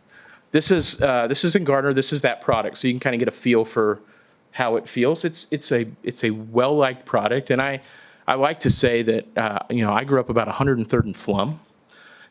And this is very similar to the housing stock there. 2-car garages, 2 stories, just a good residential product. So we're proud of this neighborhood, and we're proud of the price points that we're able to hit with it. And we think it'd be a great fit in DeSoto. This is a multifamily project that we did in that same site. This is in Gardner, Kansas. And this first phase is 288 units. We leased it in about 6 months. We were really aggressive with getting our price points down, and we're proud that we have a really great product there, and our rent rates right now are about $148 a foot. And this was a it's hard to say, it was a risky proposition, but when we take this to a bank, they say that you have no comps like this in the city. And we say, you're right, isn't that great? But they look at us and look for a strong balance sheet to take that kind of risk. This is the only apartment complex in Gardner with an elevator. And we think that's great for the senior housing. It gives us kind of a density to get more efficient as well. And we're really proud of it and proud of the product we put again there. We're so proud. In fact, we're getting ready to do a second phase. So we'll take that product up to that particular project to 424 units. But that's a real similar product we would do on this site in DeSoto. And then transit-focused retail. One of the things that I think is unique about this site is if you live in Leavenworth County and you go to Kansas City for work, you drive over the bridge on Wyandotte, you take a left on 83rd, you hit Kill Creek, and you get on K10 right in front of this property. All those people are not DeSoto residents. They don't pay sales tax here when they fill up in Olathe, after work. Getting a convenience store and some other transit-focused retail would allow us to capture sales tax. It's not currently your residence, and that's a great thing. That's the whole Star Bond program, is to capture non-resident sales tax. And that's what we're trying to do in this spot as well. This is a corridor that gets a lot of traffic, and this is an easy access point that's a little easier to navigate than Lexington Road. So, next slide. And so some of the site challenges. There's an 82-foot grade change on this site. That's a big deal. It's a really challenging topography. And we have shallow limestone, three distinct draws, which makes sewering a little more challenging. Go ahead, Mike. That we want to put a 92nd Street collector in, and I think that addresses some of your stuff about connectivity. We would eventually bring Waverly Road down. Obviously, that would let the people from Explorers Trail come up that and get to K10 a little more quickly. But it's a hard road to put in, an expensive road to put in. Almost over $5.5 million by our estimates right now to deal with all the culverts and everything we need to get that road relatively flat and cross that water. Go ahead. This is the Waverly extension that I mentioned about. We think we have to bring that road down and give that accessibility. And I think that will help with traffic on Kill Creek. I don't see a great deal of traffic going back that way, but current residents will use that space. Go ahead. We've studied Kill Creek and what we need to do. We've discussed a little bit with, initially with KDOT on how we can get people off Kill Creek and into our site. This is a reconfiguration of Kill Creek that KDOT has unofficially blessed, but at least looked at, but another $1.3 million worth of cost to kind of reconfigure Kill Creek Road. Go ahead. And then the big part is sewers. Right now, I mentioned that right when I started off. The sewers aren't here. The blue line is essentially, this is your sewer master plan, and the blue line is essentially what we're trying to figure out how to get in. Obviously, the big issue is it's not on our property, and that's really challenging, as well as the fact that there's rock involved in that. But one of the things that I highlight about this is we would obviously pull the gray line across our property to the north side of K10, thus unlocking the other sides of that interchange. And that's, I think, a really big deal. This is the primary intersection for your city, and it has sat vacant for just way too long. So this is kind of what we're looking at. Our estimated offsite cost is $2 million. We had a RIC put together a rough estimate of where that alignment would be. We reached out to some of our contractors we've done work with. They have put a bid to this, including blasting rock, and we feel pretty good about that number, that we could get it done for that. But that is not cheap, obviously. We have put a great deal of effort into it. So we're concerned about how we get there. As you discussed 2 weeks ago, and I watched that meeting, we're seeking a special benefit district to help put that line in. And there's a lot of reasons for that. Obviously, the cost is extremely expensive, but we're going to need help getting easements to get that sewer line through there, through property we don't own. And yeah, so I think I have another slide. That interceptor, I have not talked to all the neighbors. I have resisted stirring up a hornet's nest, but I have talked to people that I know. I've talked to Don Parr about this site and his plan. I think that's the 4th and 5th plats of Arbor Ridge is kind of inlaid over there. He needs some of that sewer line to sewer that 4th and 5th plat the way it's currently designed. And then there's a shaded box in there as well for, he owns, I told Don those were piano keys. I don't know if that's an official verbiage or not, but those piano key lots right there, those would also sewer, that I kind of shaded in white there, would sewer through that line. And so talking to Dustin and Baker and Don even this afternoon, he said, that's probably 200 more lots that they have alone that we would give access to sewer by doing this benefit district. And I'll be honest, I've been looking around this town for the last probably 6 to 7 years trying to find a place to do residential development, and it's hard. The sewers aren't here. The rock is shallow. It's difficult, and DeSoto needs housing. I mean, people are moving. People are coming here to work, but they're not coming here to live yet because there's just not enough housing available. And we think this not only serves our site, but serves Don's site to the north. So go ahead. So I kind of tried to tie out the incentives in our proposal to not only the recommended incentives for your plan, but also to your initiatives. You increase the population, public-private partnerships for extension of needed facilities. Obviously, sanitary sewer is a big one. I also saw that you wanted to implement community signage, and I thought, what a great spot. Like the Welcome to DeSoto Mayor Rick Walker sign is on this property right now. So we would be really glad to participate in that and be a part of that. One of the challenges of baking a deal like this is it takes a lot of research, and research costs money. And to really understand the real nooks and crannies of a development like this, you've got to spend the research and spend the money. And so my goal of coming here tonight was to get in front of you all and go, are we dead on arrival? Should we keep spending money here? Should we keep looking at this site and develop a plan that's more in-depth than what we have to understand the costs of how we get it across the finish line? And that's kind of the point. So if you would hit me one more slide. These are our costs that we know. And The infrastructure costs, we're pretty good on. We do that a lot. We know what those costs. We've talked to our partners. We feel pretty good that there's about $16.5 million worth of infrastructure costs there. Now, we would probably phase that in and try to get it right. But there's another $131 million worth of vertical construction costs. And that was a little harder because the timing of it all, the interest rates, the ability to get debt on certain things right now, it's challenging and it's moving constantly. And it's a little harder to nail in. And we are not going to spend that time and money if you guys as a governing body are not interested in it. It's going to be hard work. This is a challenging piece of property, and that's why it's sat vacant for so long. It's going to be hard, and it's going to take some grinding. And we think we're a great partner. We love the city. We love this metropolitan area. We drive by it all the time. But we're also well capitalized. We're in business to make money, obviously, and that's part of our equation too. But we have the ability to get creative with financing because we can wait to receive capital.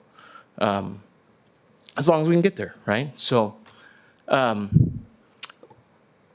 we have sent some stuff to Jeff White. We got an email just tonight while I was back here, and I was flipping through it real fast, so I haven't had a chance to really process it all yet. But he brought up a couple things that he mentioned that he didn't think this was more of a concept than a project that we're bringing forward you tonight. And I 50-50 on that, right? We've put a lot of work in here to put these numbers together. But when we get ready to do a project, we're going to do a project, and we're going to spend the money to get it done. And we're going to be a good $250,000 worth of expenditures in before we get something across the finish line. So that's kind of why we're here, and maybe it's not fully baked out. The other thing he mentioned, and I think it's important that we get in front of tonight, is that he expressed some concern, and again, I just read the email a few minutes ago, that without 100% consent from the people in the benefit area, we'd have trouble with the special benefit district there. And I don't know, like I said, I haven't talked to everybody. I've talked to Don and Dustin, and they generally support this concept, but I haven't talked to the neighbors yet, and there's a reason. I don't want them calling you guys upset about something, but I do think there's probably a reason that this hasn't been sewered in the last 30 years, 40 years. And so I think there's some challenges there too. And so I think that's going to be a little bit of a grind to get some of this done. And I think we're willing to step in, or we wouldn't be here. And we're kind of seeking some feedback from you all tonight, whether you guys are ready to grind away with me. All right. Is that the end of your presentation? Yes, sir. All right. Sorry. Questions for Travis? That is my neighborhood. I haven't talked to all of my neighbors. I've only talked to one of them, but the conversation we had is we both built our houses about the same time, and we both know that septic systems have a predetermined life that is nearing its end of life for our properties, and it's probably similar for a lot of around there. So the neighbor that I did talk to was pretty supportive of a public sewer making its way up that channel, but there are a lot more people to have a conversation with than the two of us. Area-wise, I'm not sure. I mean, with Don Parr's acreage in there, what that participation would have to look like for the project to be viable, 100%, and then whether or not the project could sustain if there was some sort of exemption for property owners that didn't wish to participate initially, or whatever. Those were similar discussions we had a couple weeks ago. Yeah. I think long and short, certainly, I probably jumped on a soapbox a little too long last time about the benefit that the county has received from sewer benefit districts and the economic boom that has been created by those in Johnson County. I agree 100% that that's 100% of the reason why that piece of property has not developed. And frankly, there hasn't been an owner that was willing to kind of carry the water to make it happen. So I guess I'll end there and open if there's anybody else that has comments. I know a neighborhood quarter to half mile east that would love to have sewer and would absolutely pay for the benefit district to have it. I'm not saying that means the residents there are going to buy into it, but then that's going to be partially up to you to figure out and negotiate. And that's where, if you have to buy the right of way offsetting their payments, I mean, there's other things that you can do to do that, but there would be the probably expectation, as we talked about last time, of if they don't want to buy in, that they're not going to be forced into assessments. I do know, I mean, if you drive by that property, I know the landowner of that property is a neighbor of mine, lives 2 houses down. But if you look, it's been on the market for years upon years. I mean, you look at the sign that's posted up for it, and it's so faded. I do know she's more than ready to unload pretty much all of her DeSoto property at this point. But then again, she's getting old, has kids in Texas, and kind of ready to move on in a lot of ways, to where I'm very open to the various incentives to make this happen, because it's been out there for a long time. Another concern I would have, because I mean, I do live in that area, and you kind of mentioned that, well, the 80 or the Waverly connector would mean probably Explorers Trail would use that road to go out, but the people of that would not necessarily go back up to Waverly. But there's a lot of people that take 83rd to go into Shawnee and Lenexa. And so one other just concern would be the fact that Waverly is a narrow road. And it's not shouldered, curbed, anything like that. So you would be creating additional traffic up Waverly. It's not something that would make me oppose this by any means, but it would be one of those things to at least be aware of, that there is going to be some concern about traffic flow on Waverly from that. The last thing I've got is, so on the incentive request, are you asking for all of them, or are you asking for what you can get? I mean, what is it to make your pro rata work? Because right now you pretty much took all of them and said stack them all together is what it's looking like. So, and I mean, I understand there's some severe challenges there, which is why that sign's faded. So, yeah, I mean, in all honesty, right now, we're looking at those incentives, and the result of that incentive, and you mentioned it earlier, is to try and keep some affordable housing there. If we stack up and try and, especially in the multifamily, but definitely in the single-family side, if we stack all these off-site costs on it, we're not hitting those price points, right? And I think that's a price point that is really needed here. So that's part of the equation, right? Like, if you go big lots, big houses, higher end multifamily, it gets a little bit harder a deal to spin, because you're going to go compete against Lenexa right now. And I feel like we need to be 30 to 40 cents a foot cheaper than them on the multifamily. Based on our location, I feel like we probably need to be $20,000 to $30,000 cheaper than the similar product that's closer to the city for the single family, and that's part of how we get there. And actually, 2 clarifications. I said last thing, but the sewer going under K10, that's in your cost? And It is not. Oh, it's not. It is taking it to basically the edge of the right of way, stopping there. Obviously, we've bored an interstate before. It's not cheap. So you would get there, and then whoever would develop the other side would need to bore and connect. Yeah, but at the current state, they can't hit anything, right? And then I forgot my other one right now. That's fine. One question, you had mentioned that currently the single-family homes wouldn't hit code here. Is that size of lot? Yeah, it's minimum lot size, minimum lot width, maximum coverage area, side yard setbacks. Okay.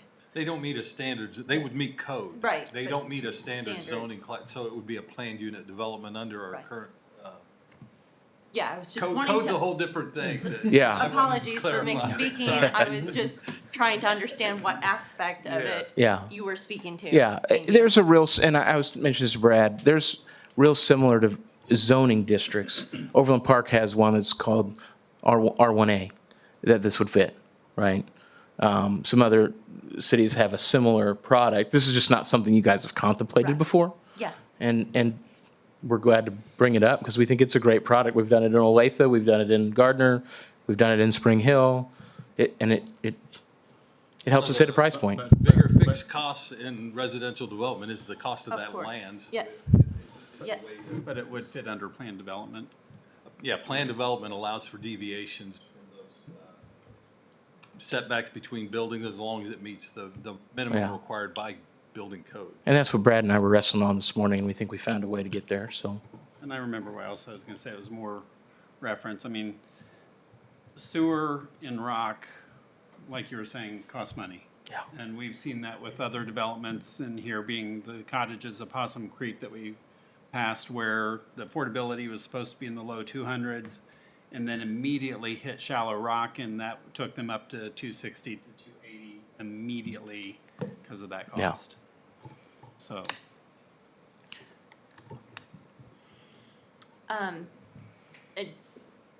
Rob had asked one of the questions I have, which was just understanding if it was all of these incentives that you were asking for in order to make the project go.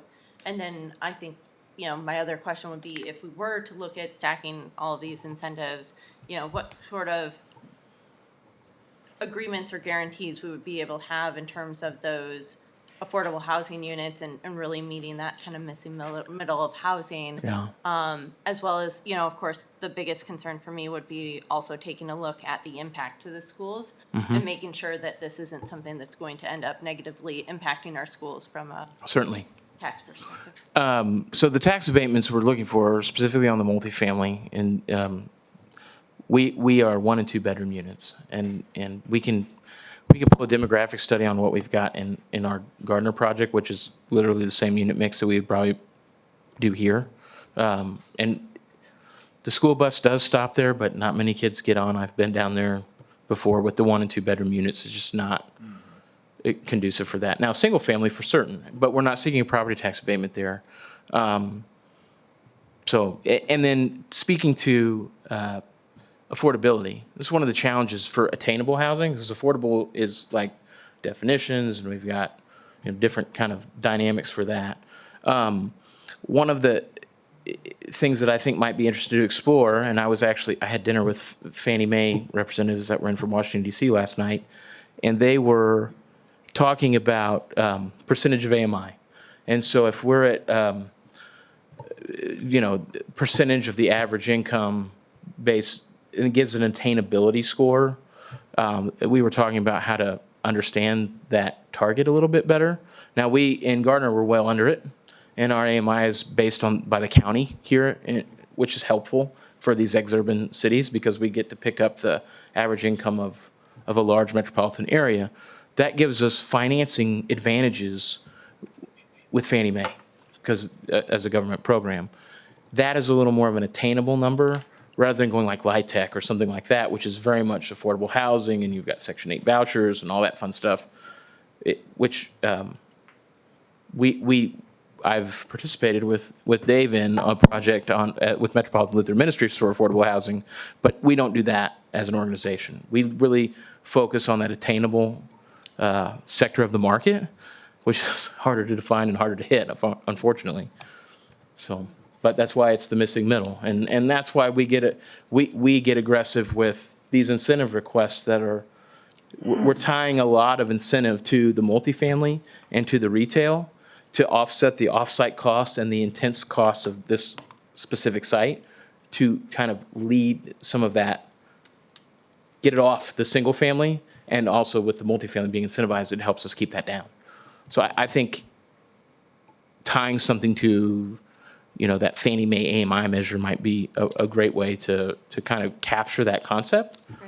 And that would be something we were targeting kind of anyway, right? That's in our wheelhouse. So 2 questions based upon what you said. Actually, 1 question, 1 possible direction for council. The single family, would they be rental or would they be purchase? So our intent is to have them for sale. Okay. That is our model. Across all those developments you saw up there are all for sale product. Because that's been one of the questions that council has raised before, is we'd like to see some purchasability to it, and that would provide that, and that, I don't think that was clearly stated here. The other thing for direction for staff would be, and you mentioned, so it's telling us 50% property tax abatement, but then you're saying you'd really only need the property tax abatement on the multifamily. That was my request. Well, the property tax abatement on the multifamily is higher than what is recommended, right?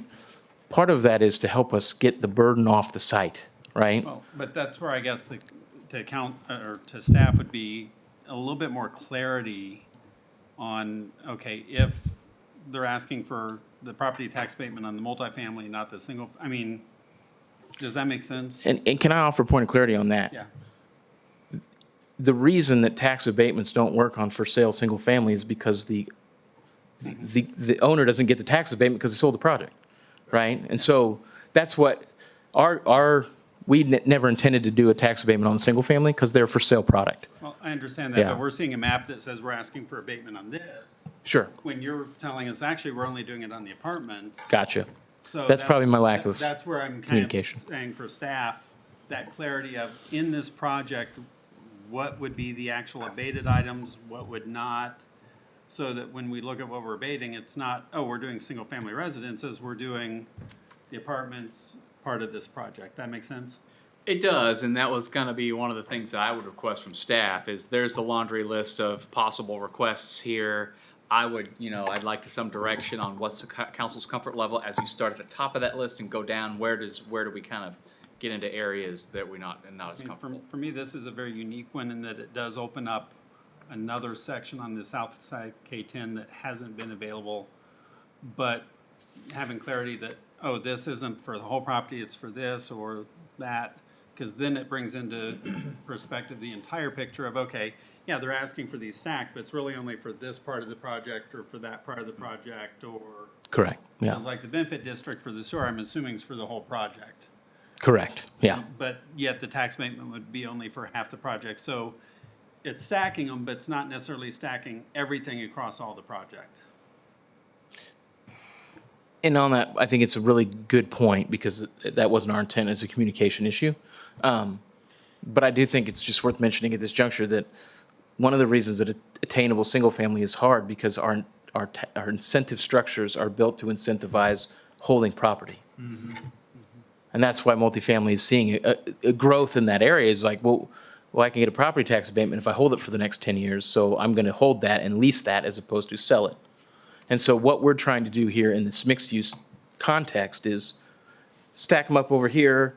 We're looking at it holistically, but we're incentivizing on the retail and multifamily, some on the single family. But that's how we get it around, you know. It takes a little bit to bake the cake, right? So I think we'd also be interested in any discussions about phasing. What's gonna come first, what's second, how fast? sure, I think the sewer comes up the back of the retail on that kind of first phase. So that stuff against Kill Creek, I mean, we're having a lot of discussions already, but everybody's kind of going, well, are you going to get sewer? And, but I think getting a C-store there would be almost instantaneous. Once we can get a plan and show that we're under construction to get sewer to site, that's a slam dunk. I mean, that would be, I'll be honest, I've done a lot of these projects, and it's going to take us 2 years to get sewer up there. It's going to take us a year to construct it and a year to put the deal together, and that's just realistic. I'm not going to blow smoke on it. That's just how it's going to take. So we could go with that. And I think, as we look at our phasing plans, if we're 2 years out, we think the single family need is instantaneous. We could go on that right away. As you probably know, we're going to watch the market on everything, and Odo's got about 1,000 units under plan in the kind of Cedar Creek corridor, the K-10 corridor. We've got gentlemen that previously, you've got Dustin's deal down behind Harps, you've got his deal at the water plant, you've got the Flint multifamily deal. If all those hit at the same time, it's going to be real hard to put up an apartment project. But I also know that it's extremely difficult to get financing on these things. And it's extremely difficult to raise capital right now. So I also know that we can go if we want to go. And we'd rather be the first to market. So, but we're also behind, right? So the question that I can get more clarity on as we get closer is, what is everybody else doing, right? We don't want to overburden you with, apartment projects that can't get full, can't lease up, can't support themselves, and then they're run down, right? We're gonna be smart about it, but we have the intent and the capability to immediately roll into the multifamily as soon as we can get sewers to the site.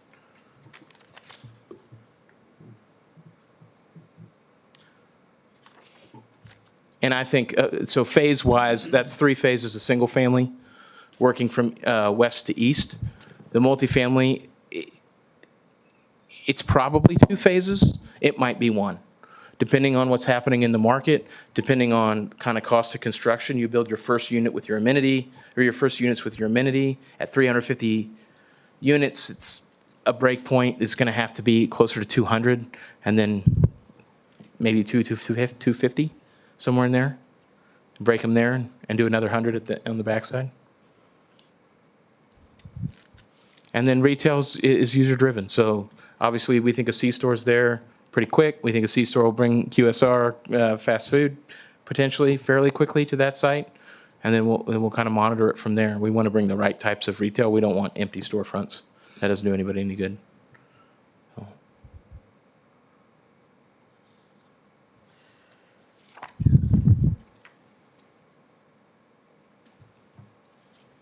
So as we go through this list, have we ever waived excise on anything other than Panasonic? We didn't waive it on Panasonic. Well, it was half. We waived half of it on Panasonic.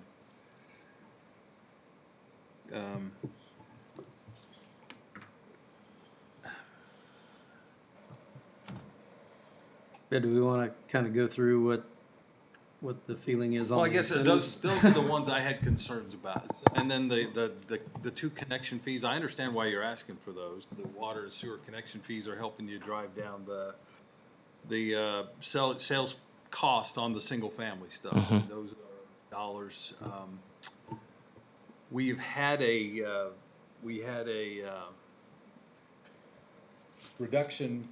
fee reduction on those back.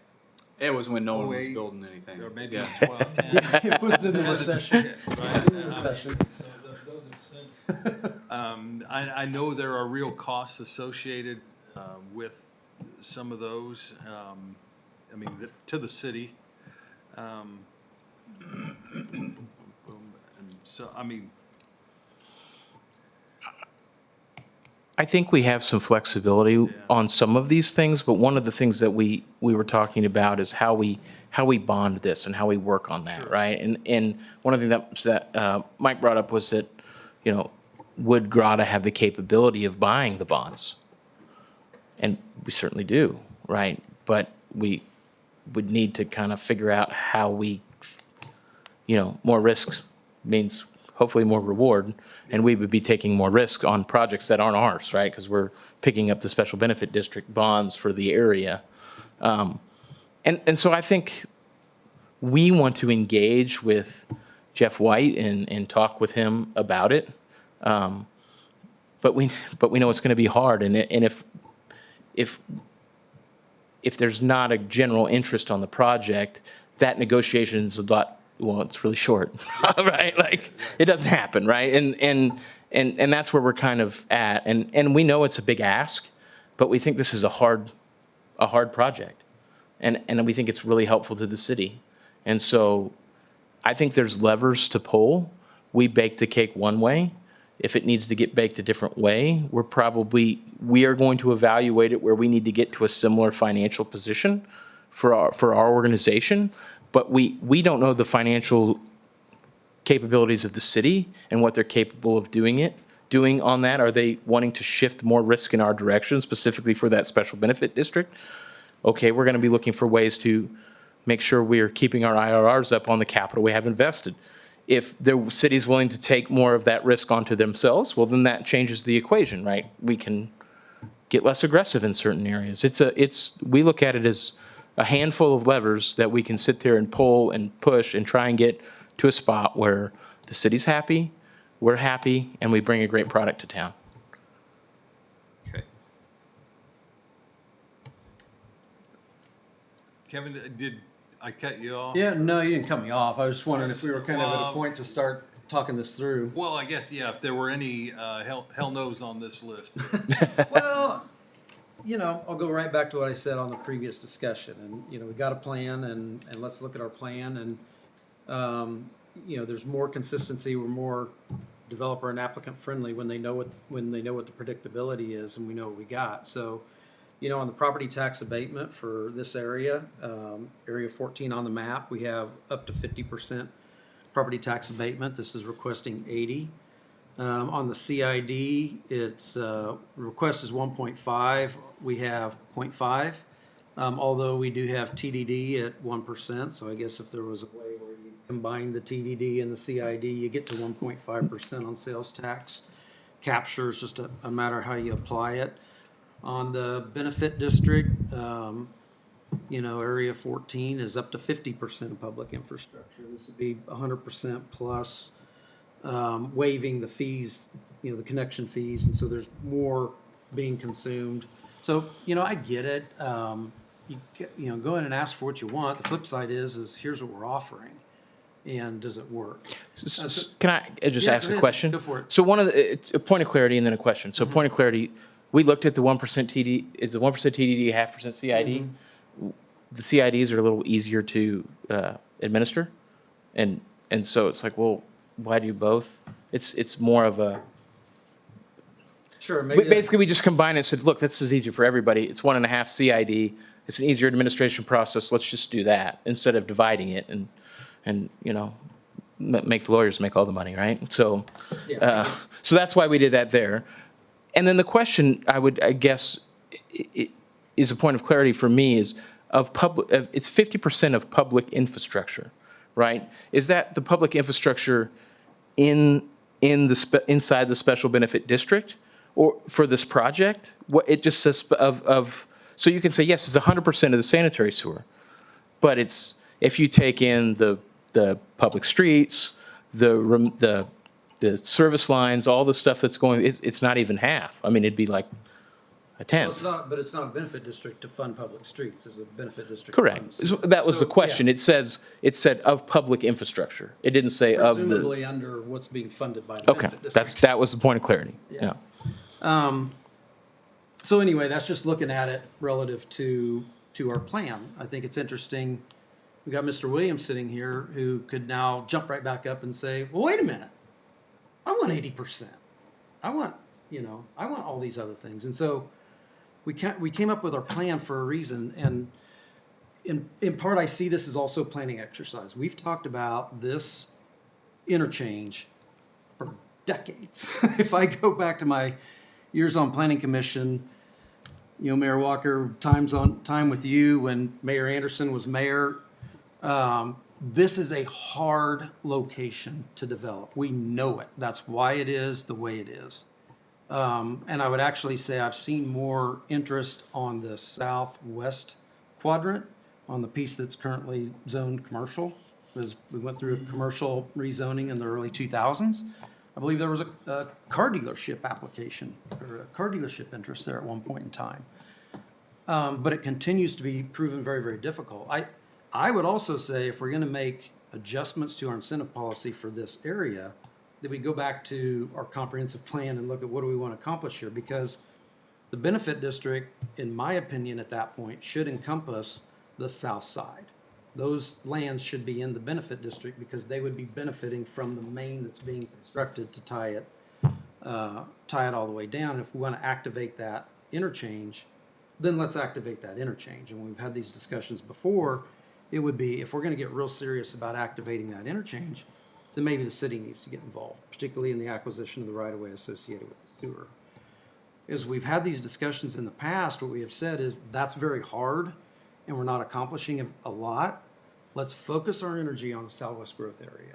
And that's why we put a lot of energy in future land use planning, incentive planning on the Southwest growth area. And that's where there's more to be gained. And we didn't put as much incentive into that area because we knew, man, it's going to take a lot. But I would say if we're going to look at any kind of structure that's going to finance the sewer, we need to include the south side of K10 in that conversation in terms of the benefit district participation. So this is a planning issue in my mind as well. I know this is a tough area. Frankly, I don't even know, this might be one of the first proposals of a real project we've seen on the north side of K10. They've really been on the south, and particularly the southwest. So it's hard. It's a hard interchange. I get it. I've talked to Travis Hicks, who owns the quadrant you were speaking of, and he's like, auction. yeah, he did, and he didn't have a lot of competition. I had lunch with him yesterday, just talking about this very project, and he said that by and large he supports the concept, but he doesn't want to pay it until he hooks up to it, which I get, right? And so it's hard for us to say. I mean, that was the nature of the conversations. Where are you at? You know, what do you want to do here?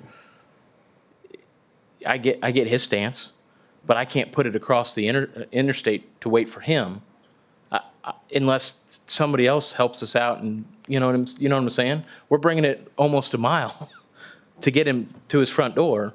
He got to open the door if they want to get across. Now he's got to come across to the east and then come under that way.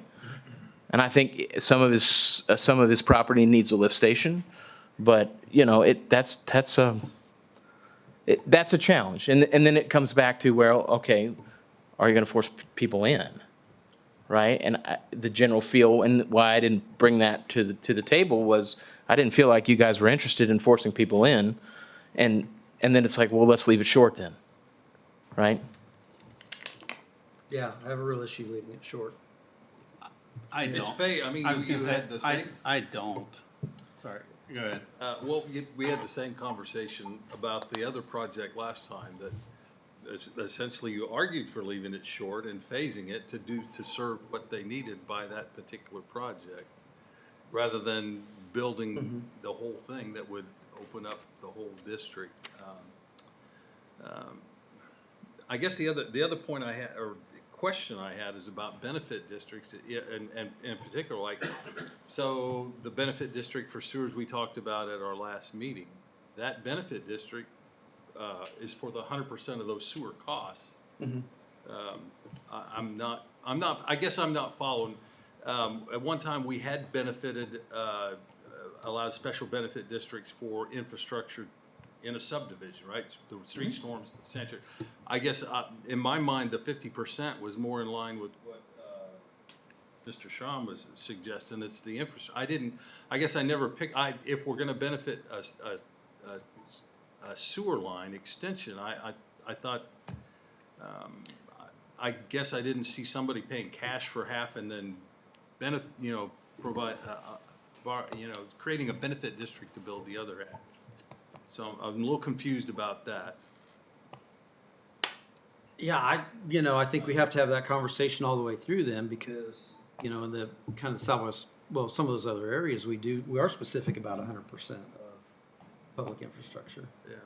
So in that scenario, you could create a situation where you're actually funding more than what would be needed if that were the case.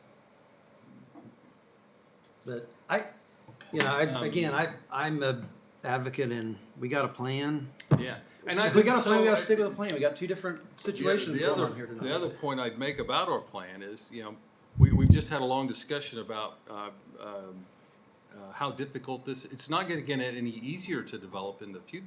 Nope. That if we see any value in this corner developing, maybe what we looked at 50, I don't know how we arrived at 50% and thought that was enough on a site that is challenged to be developed. You know, if it's challenged, it's gonna take more, and we wanna see development, it's gonna take more on our part to cause that to happen, so. Well, I think the conversations at the time were around, how much effort do we put into activating the Kill Creek interchange area versus putting a lot of incentive into creating our growth and creating the economic return in the Southwest growth area.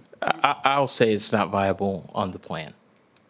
I'm just going to be brutally honest. It's like if it's not economically viable to do that project on the incentives that are offered, and we would be done. I mean, I'm just going to be brutally honest. Like we would. That's why we're here, right? Like we looked at the plan, we put it together. I think we could honestly add things to the. We could add service lines to the sewer benefit district and get it to 50%. That's. I mean. We just pay for those ourselves. We expand the benefit, the reach, the scope of the benefit district and make that work for calculation purposes. But I don't think it changes our ask a whole lot. The other part of it is you mentioned that, you know, we're asking for more of a property tax abatement than is required by the plan. And you're right. We are. We need it. That's I think your analysis has proven again just how difficult this location really is. It's extremely, yeah. But again, I have, you know, if we want to rethink our plan, then let's rethink our plan. But I have an issue with immediately providing exception to our plan. You know, but I would counter with a couple of things. Number one, just because we focus on the Southwest Corridor doesn't mean we abandon Kill Creek. It is an area that has been looked at for development as a challenging area, and our plan, going back to our plan gives the council discretion specifically because there's properties that have challenges. So we have discretion, the plan gives us discretion because of that. As far as the sewer stopping short, I don't get the logic in saying we have to include it because you're already saying, wait, we focus on the Southwest area when what they're doing is they're bringing the sewer right to Travis's doorstep into the south side of K10. So when the properties on the south side of K10 are ready to go, they've got the ability to come in and ask for a benefit district to connect to that piece that's now right there to put the sewer in for the pieces that need it along that area. And they can go ahead and create their own benefit district to tie into what has been brought to the doorstep instead of having to go 2, 3, 4, 5 miles like we've been doing in some of the Southwest Corridor areas. This is a piece, a Lego piece that brings it to the point that they can simply ask for the benefit district to tie into it and have it available to them. well, but they don't have to pay at that point. They just tie in. They just have to get across the road and tie in, right? Rather than having to have participated in their pro rata share of building the entire But for thing. Travis, he still has to go across a couple other properties. So. Yeah, and again, I would strongly encourage that while you talk about council discretion, that's also the unpredictability and the volatility of what any particular applicant might be able to get. So it encourages everybody to ask for more than the plan provides, and we just continue to accommodate. So let's have a plan and stick with a plan. That's where I'm at. But if the property sits another 30 years vacant because of the challenges like it's already done, then that plan didn't help it.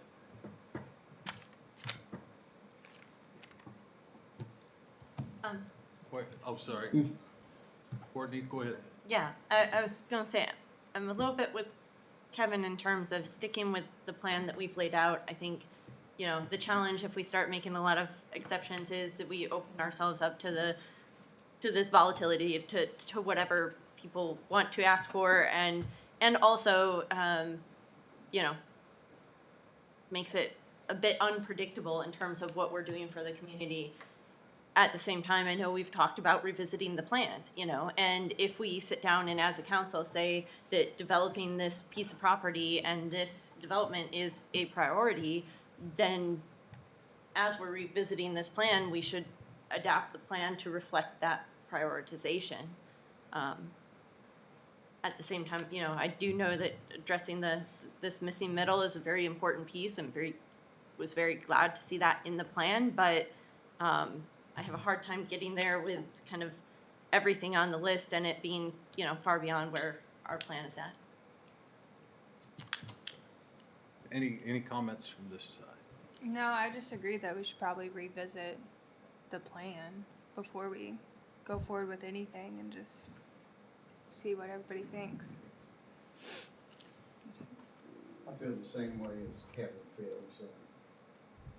But I understand what Rob's saying too, that the plan's on the board and you've got to make some choices and use of discretion, and it's tough, So I'm leaning more towards Kevin on this. And, you know, I understand the plan was a lot of work, a lot of effort was put into the plan. And a lot of thought was put into the plan, but we didn't think of everything. And so I understand exceptions and deviations. The more we do that, then the less of a plan. We don't have a plan anymore, right? And it's really pointing us back to, it's time to go take a look at our comp. And that's really what drove a lot of this conversation, is where we put our. For me, I see this as a gateway intersection. You don't see anything happening in DeSoto till you get to we are the McDonald's exit, right? I mean, so having a signature project, you know, at our Kill Creek interchange is a way to put us on the map, you know, to create an identity that is something other than go to the McDonald's exit and get off K10. I think that's another reason why I asked staff to kind of come back and show us really what they're asking for of, okay, here's the whole project, but okay, the abatements on the apartments, the abatements on this. So really, what dollar amount are we talking about to where when you're looking at the whole project, you've got an idea of what are we really abating? And then the other thing that this council's been asking for and begging for is single-family homes for sale. And they're not happening other than Arbor Ridge, and this is one of the first proposals we've had that brings housing for sale that's focused on attainability. And this sewer benefit district is needed to open up probably 40 of those single-family Arbor Ridge homes. I mean, So actually, Don said it was closer to 200 with those piano keys to the south. But I'll be honest, we have a contract on this property, and I know what it takes to change things, and I don't think we have that kind of patience. That doesn't mean we won't take a look back at it again in the future. But if I'm taking, and I'm just paraphrasing the read of the room, that if it's the plan or no go, and I felt like I was pretty clear that we would not go at the plan, so we'll probably withdraw our application. So, but I appreciate your time tonight. I've talked to Rick a number of times, and I want to do something in this town. I do love it. It is close to home. It's a growing community, and I just would encourage you to continue to look for ways to get housing here because you need it. And if an opportunity arises, we'll come back and look at it. Have you met Mr. Williams? No. Thank you, Trevor. Thank you.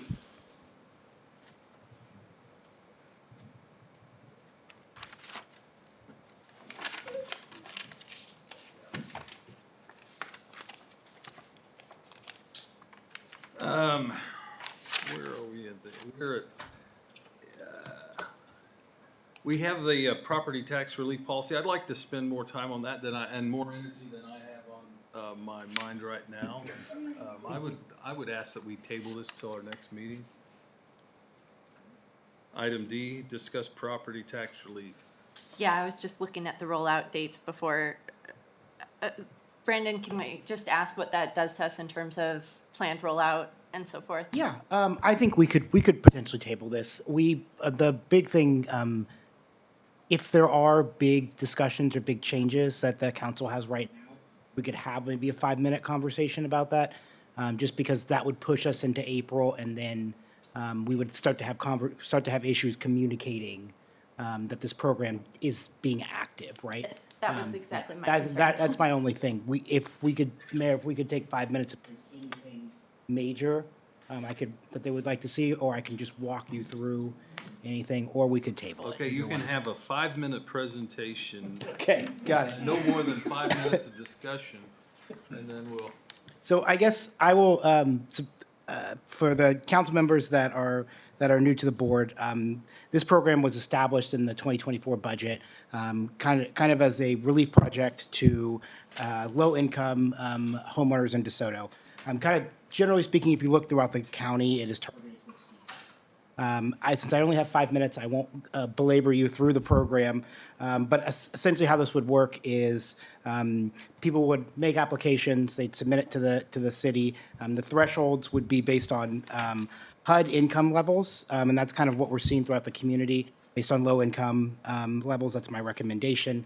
And then a committee of staff would review the applications, and then basically issue checks at the end of the program.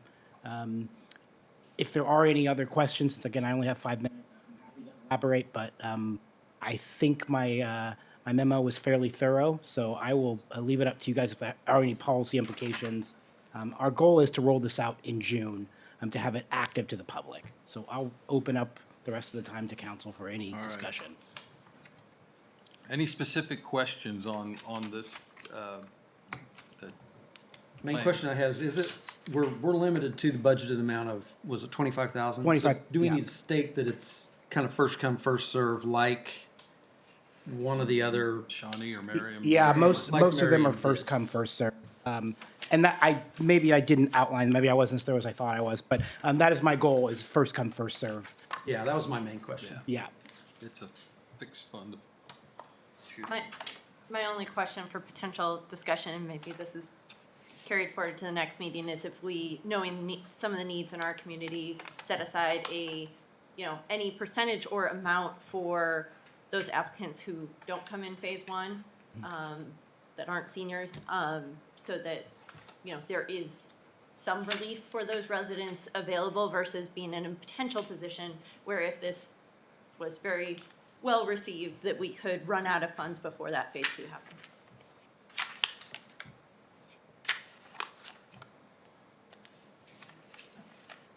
That is certainly something we could, council can do it. I think the reason why I had any kind of indication is we would need to have an ordinance come in, and Patrick would need to prepare it. So any discussion we'd have would be basically a two-meeting thing in order to get it established, so. So do we need a motion to table until the next meeting? Or do you just table it? Well, we just talked about it, so. Yeah. Yeah, we really didn't. Come up under But whole we're business. gonna bring it up again under old business. Okay. Business. Right, it'll be first on our agenda next time, so. Okay. Perfect. No, I think, I'd just like to compliment you on your work on this, Brandon. I know it's very thorough and appreciate your efforts. all right. I'll bring it back. Beat me to it, Mayor. Yeah, I'm really appreciative of that. Okay, I think we're under 5 minutes, so on to the next one. All right. Item E, consider agreement with Caw Valley for material testing for the water treatment plant construction. Joe? Mayor, Councilmembers, thank you. A couple meetings ago, we approved the year conduction price, the final price for starting construction for the water treatment plant. There was an owner's allowance in there for $75,000 for testing, of which decision was made that the city would administer that contract to forego having the 6% contractor administering. So we'll work with Garney as far as the testing. We'll administer the contract and save a little money by us administering it. So this is coming back to approve the contract with Caw Valley amount of $75,000 for the testing for the water treatment plant. All right. Any questions? Motion. I make a motion to approve the contract with Caw Valley Engineering for the material testing for the new water treatment plant in the amount of $75,000. Second. All right, we have a motion and a second. Any discussion? Roll call, please. Tripp, Yes. Daniels, Yes. Hanamichael, Yes. McMorran, Yes. Lane, Yes. motion carries. All right. Item G, No, I'm gonna skip F. PEC. Item F, consider task order 23-07 with PEC for the design of the Waverly Water Tower. Mayor, Council, thank you. So, back in the early part of 23, we went into contract with PEC to do a study for Waverly Tower to determine what size of tower, update kind of the model of our water system, to determine what we need, to replace the Waverly Tower.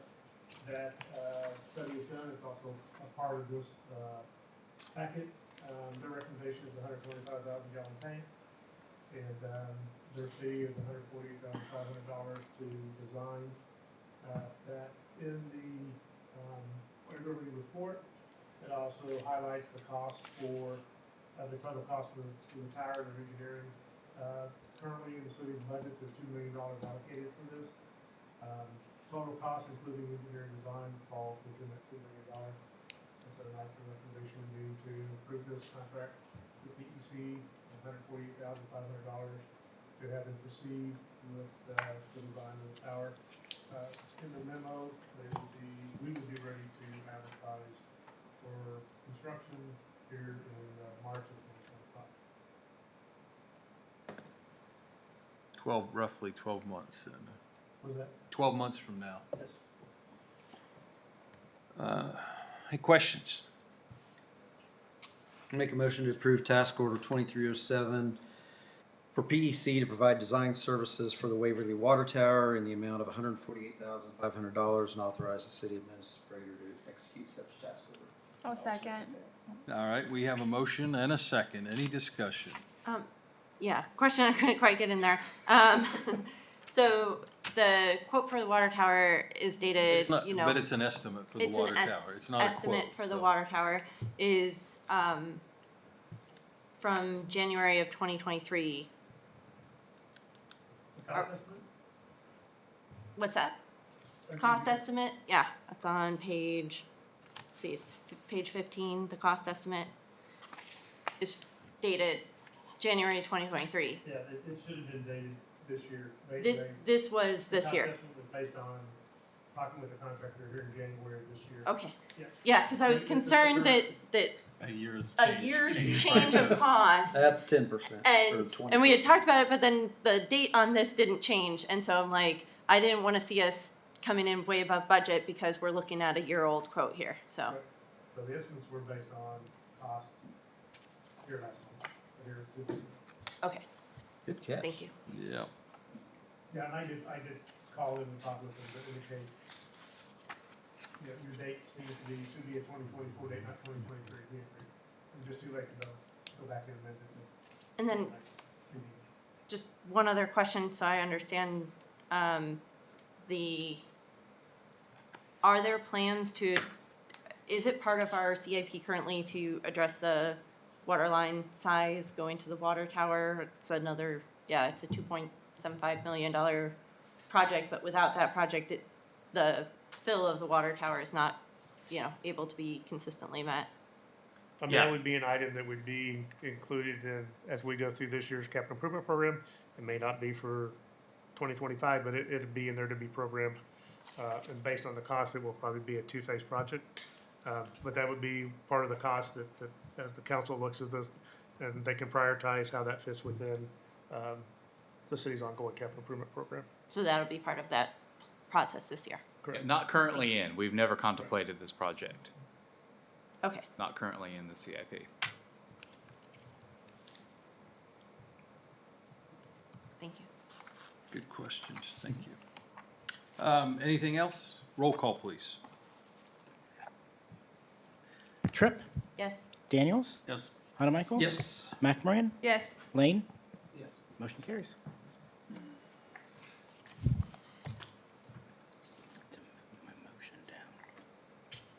All right. Item G, consider contract addendum with number 4 with Blue Water for the 82nd Street Sewer Main Project. Mayor, Councilmember, thank you. So, you can see from the attachments of the amendment, we undertook a contract with Blue Water several years ago. They've been helping us on several things. This in particular was for the force main on 82nd Street, which is under construction. This request for $8,100 will kind of finalize their contract and finish out their construction observation, and then doing a as-built set of drawings once the contractor completed his work. So with it being an amendment, I wanted to bring it back to the council because it added to the total contract value.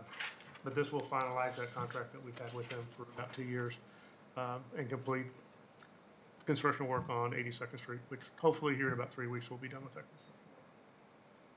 So the request is to approve this amendment in the amount of $81,131.70 to finish out the inspection and as-built drawings, and authorize the city administrator to execute. Okay. Any questions for Joe? Trying to make sure I give you a chance. I'm good, thank you. Make a motion that we approve Amendment 4 with Blue Water in the amount of $8,131.70 and authorize the city administrator to execute. I'll second. All right, we have a motion and a second. Any discussion? Roll call, please. Lane? Yes. McMoran? Yes. Tripp? Yes. Daniels? Yes. Hanamichael? Yes. Motion carries. All right. Item H, consider ordinance 2607. All right, it's my turn finally. All right, I will be as brief as possible as a good K-Stater. I know there's KU fans there that want to get out of here quickly. So we have a special use permit for the towers for the telecommunications tower at where the Waverly Water Tower is. And as you know, we had this discussion while having to change the city code to allow the special use permit to move forward. So now we're at the point where we're actually approving the special use permit. I did look at this as a renewal, not a new tower. So a lot of the things that were fairly brief in the staff report as far as detrimental to the area. It's been there for 15 years, so any impact to the residents has really been absorbed into the property already. The tower's been at this site since 2008. As far as impacts to services, there won't be any impacts to city services or anything along those lines. The road network certainly adequately supports for this facility itself. As you can see, there's really rarely visited by any folks from the SBA towers. We also do have a structural report in there saying that the tower is stable and significant and can last for another 10 years. I don't see any reasons to deny the application based on detrimental activity for the surrounding residents. Also did the notifications, didn't have any comments or any questions from any residents, and really haven't heard any since the tower's been there. And then overall, the tower is in compliance since the terms that were established in 2008. They do lease the site from the city.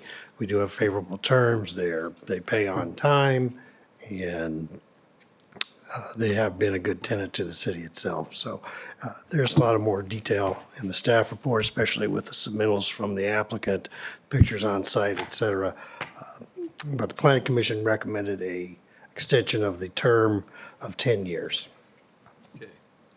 And just a piece of history, that picture kind of explains it. We raised this tower because all that crap that's on that tower was on our water tower.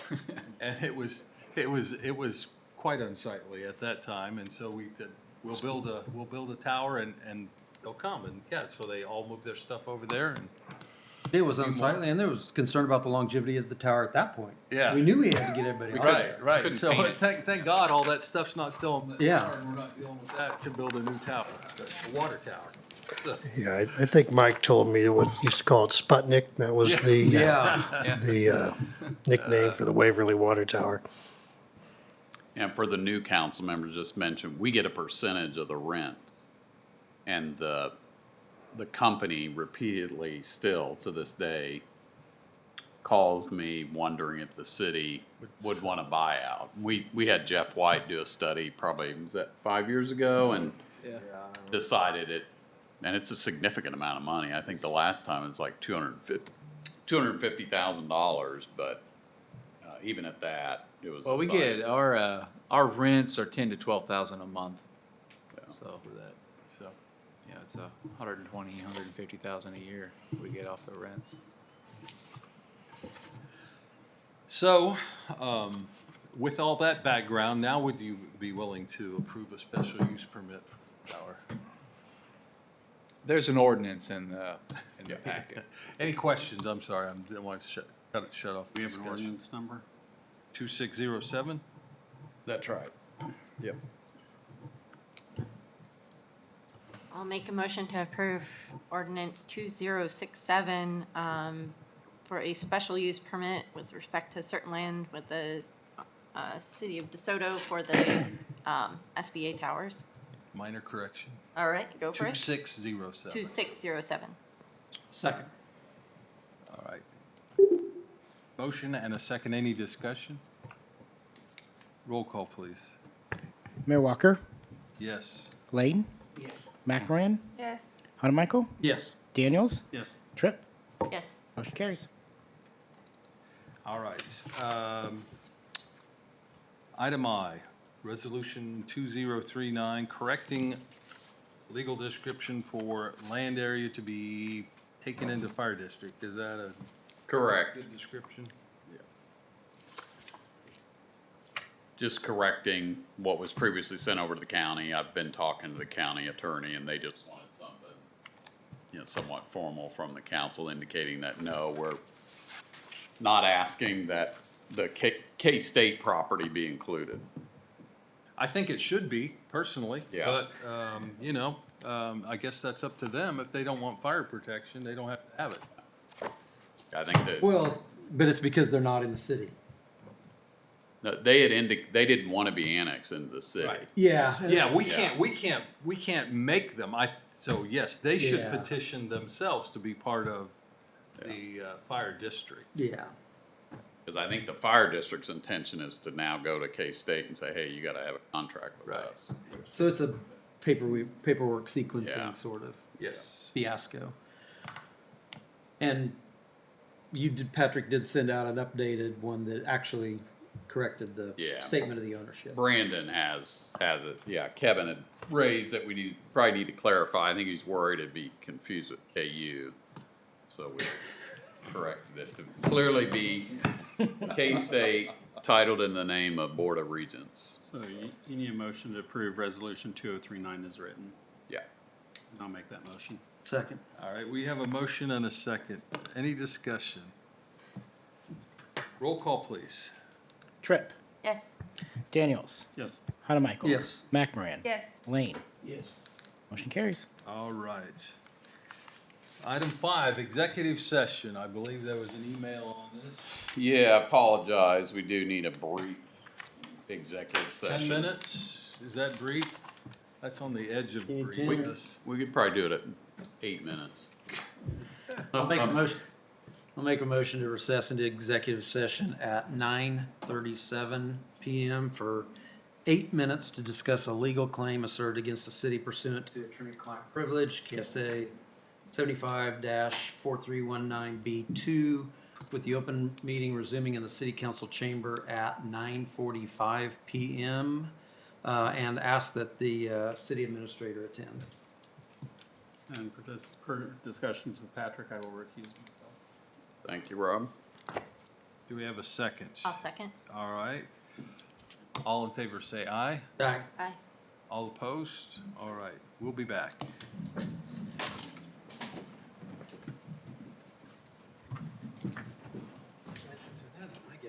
Yeah, lucky you. About this have never happened. Get out, see if you're. You need help? Yeah. Help you out, buddy? I was dead.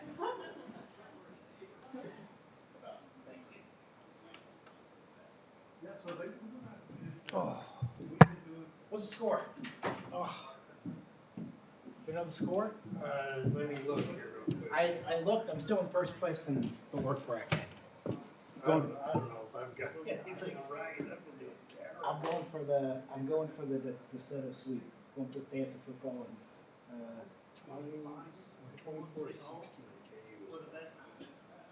This game. 12 minutes. I assume this game will win. It's the next game. Excuse me, guys. Yeah, so because Billy's not, Billy's aware.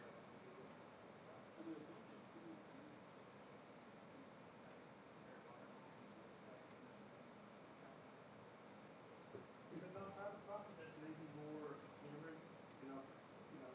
some point they would have to get a permit from us to do it. And we have to read it. But it's private now, not. The land line probably not, if I have to, it's not actually. Well, yeah,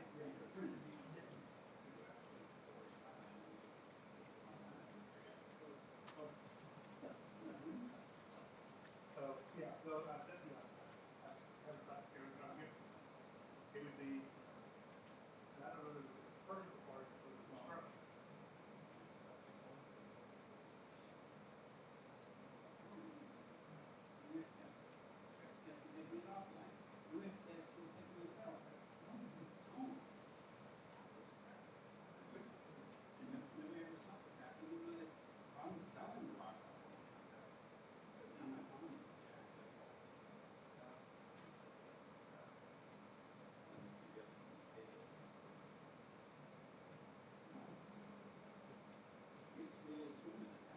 Oh, really?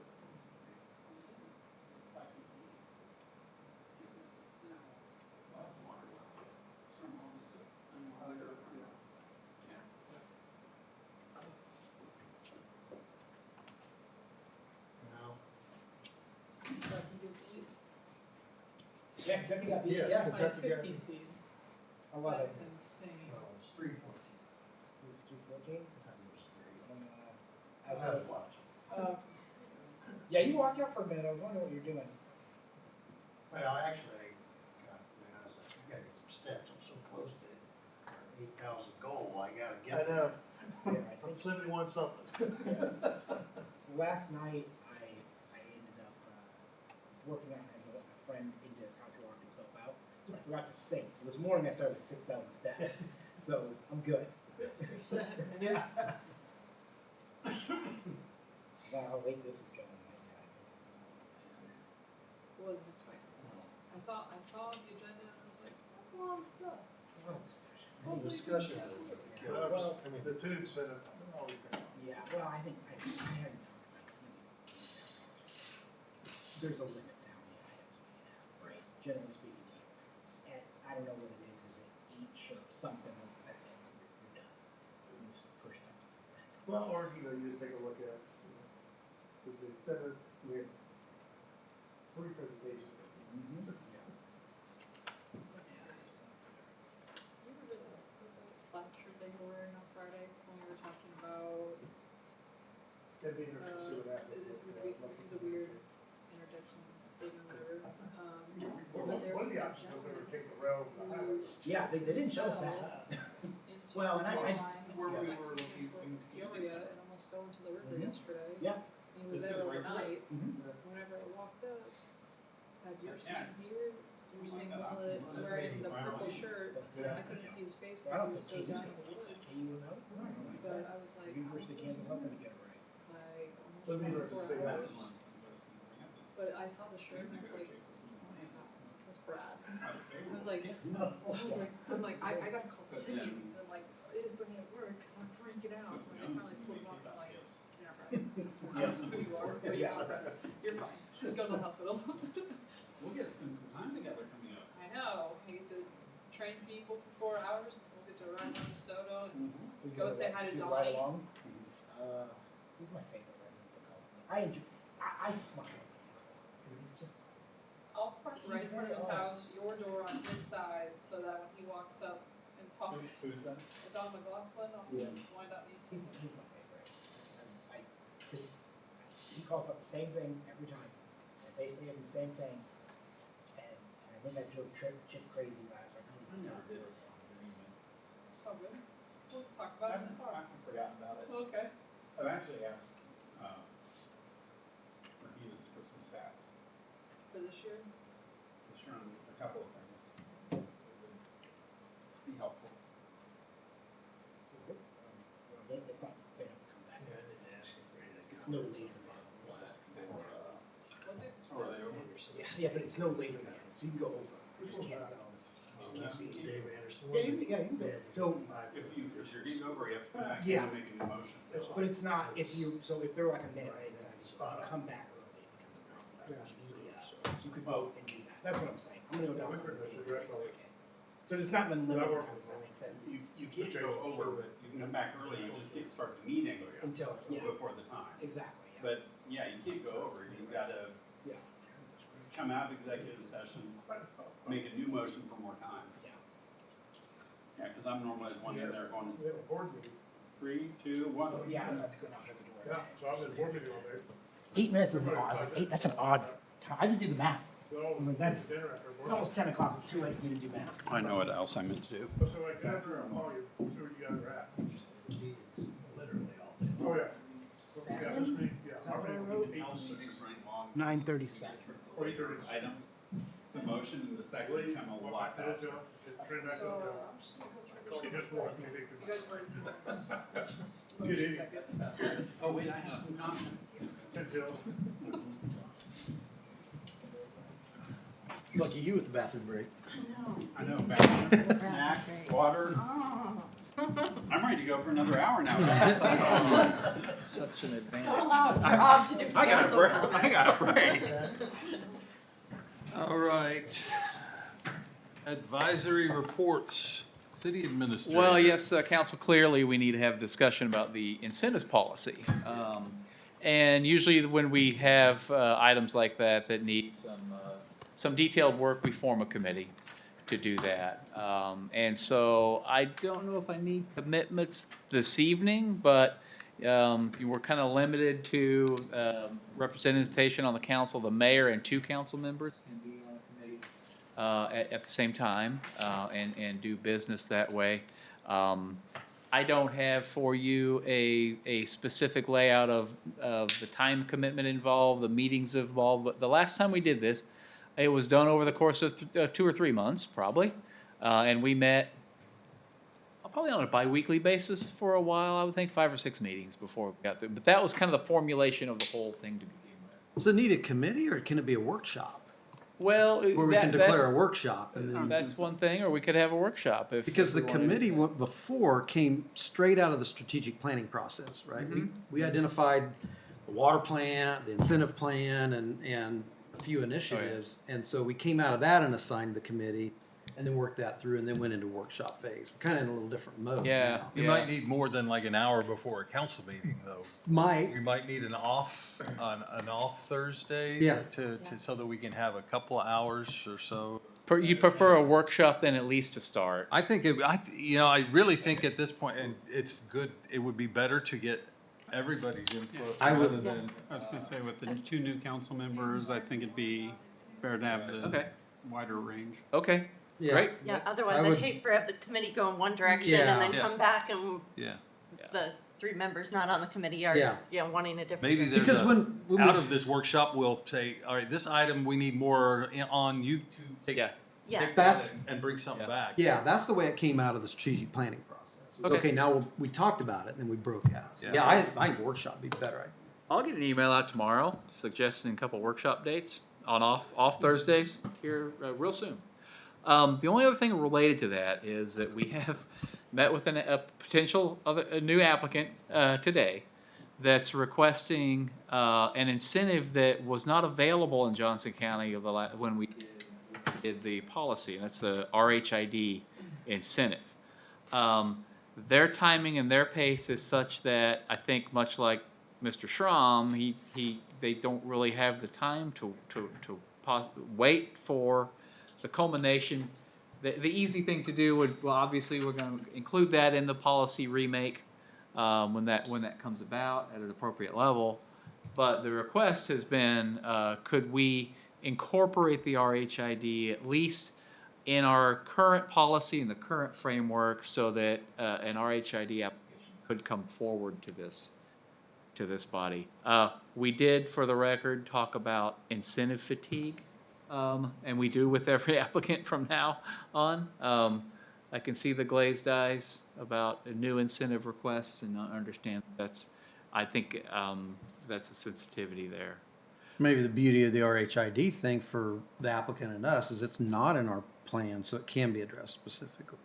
Yeah, I guess that's. You know, at least for the with initial. the flexibility that's in the For policy. the initial one. Okay. Okay, we'll take that back and bring it back to you at a later date then. Okay, I'll get an email out. All right, very good. City Attorney, Nothing for me. City Planner. Planning Commission on Tuesday, the 26th. Not burned out on meetings, you can attend next Tuesday. All right. City Engineer. So really one item, really has to do with the Lexington, interchange. So if you saw this morning, if you're out there early this morning, traffic was backed up on westbound K10. KDOT has been working with Society and Mid-America Signals to make the two signals talk to each other, the eastbound off-ramp and the westbound off-ramp. So they went out there yesterday doing some timing and programming of it. We think it's working. They're gonna go out early. They're gonna be out at 6 o'clock tomorrow morning to kind of witness what happened this morning. But we think what's happening is the signals are allowing traffic to move, but the problem is we go from 2 lanes to 1 lane at 95th Street. Right. And so everybody's stacking up in the far right lane, and which is then backing. Get them to do a damn zipper merge, man.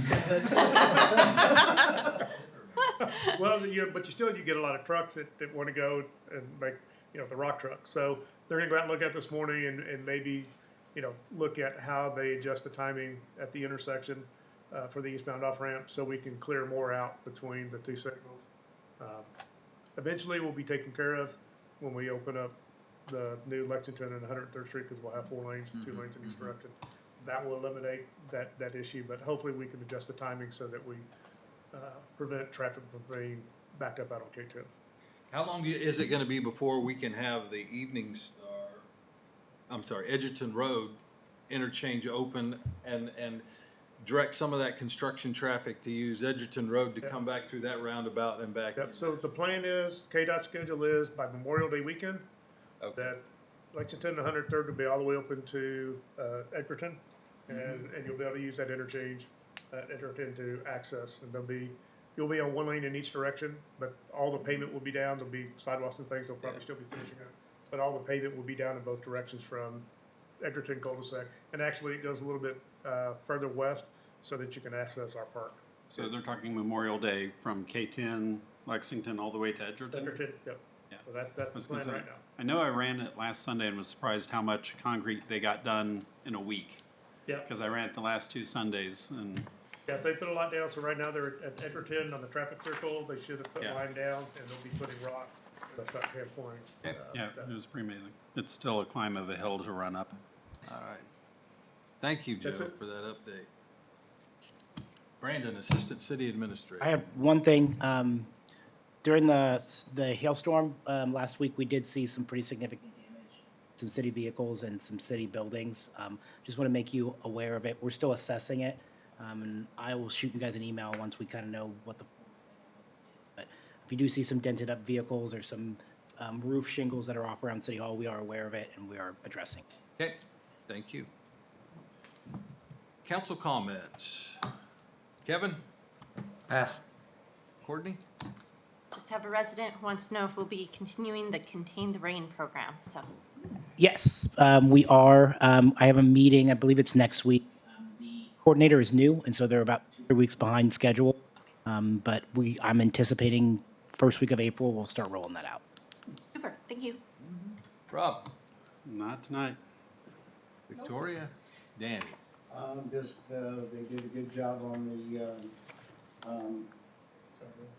guardrails out on, dealing the flag people.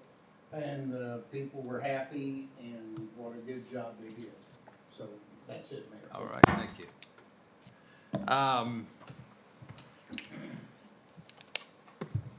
I don't really have anything. I guess everybody saw the governor's press release on the H&N company. Did we, that came out this week, right? Yeah, yesterday. Yesterday, yeah. So, yeah, I got a inquiry from Commerce about a week and a half ago, asking for a quote on this H&N, and I said, what are you talking about?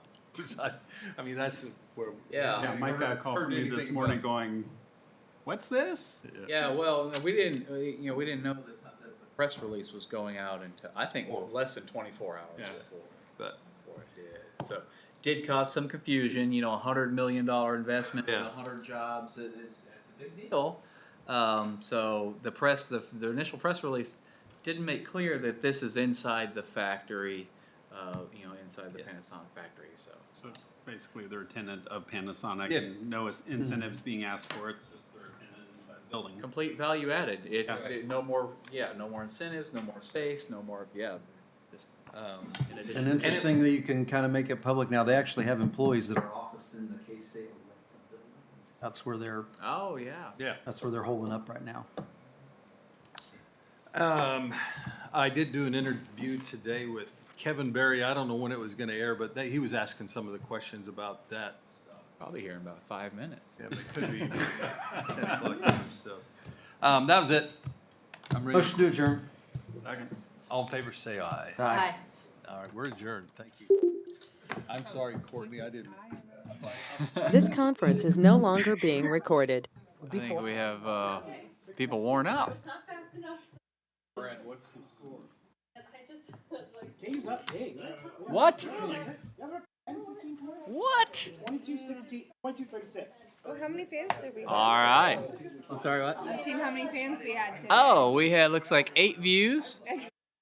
8 views, yeah. Wow. Not too bad. Looks like it peaked at 8 for a couple seconds. Yeah.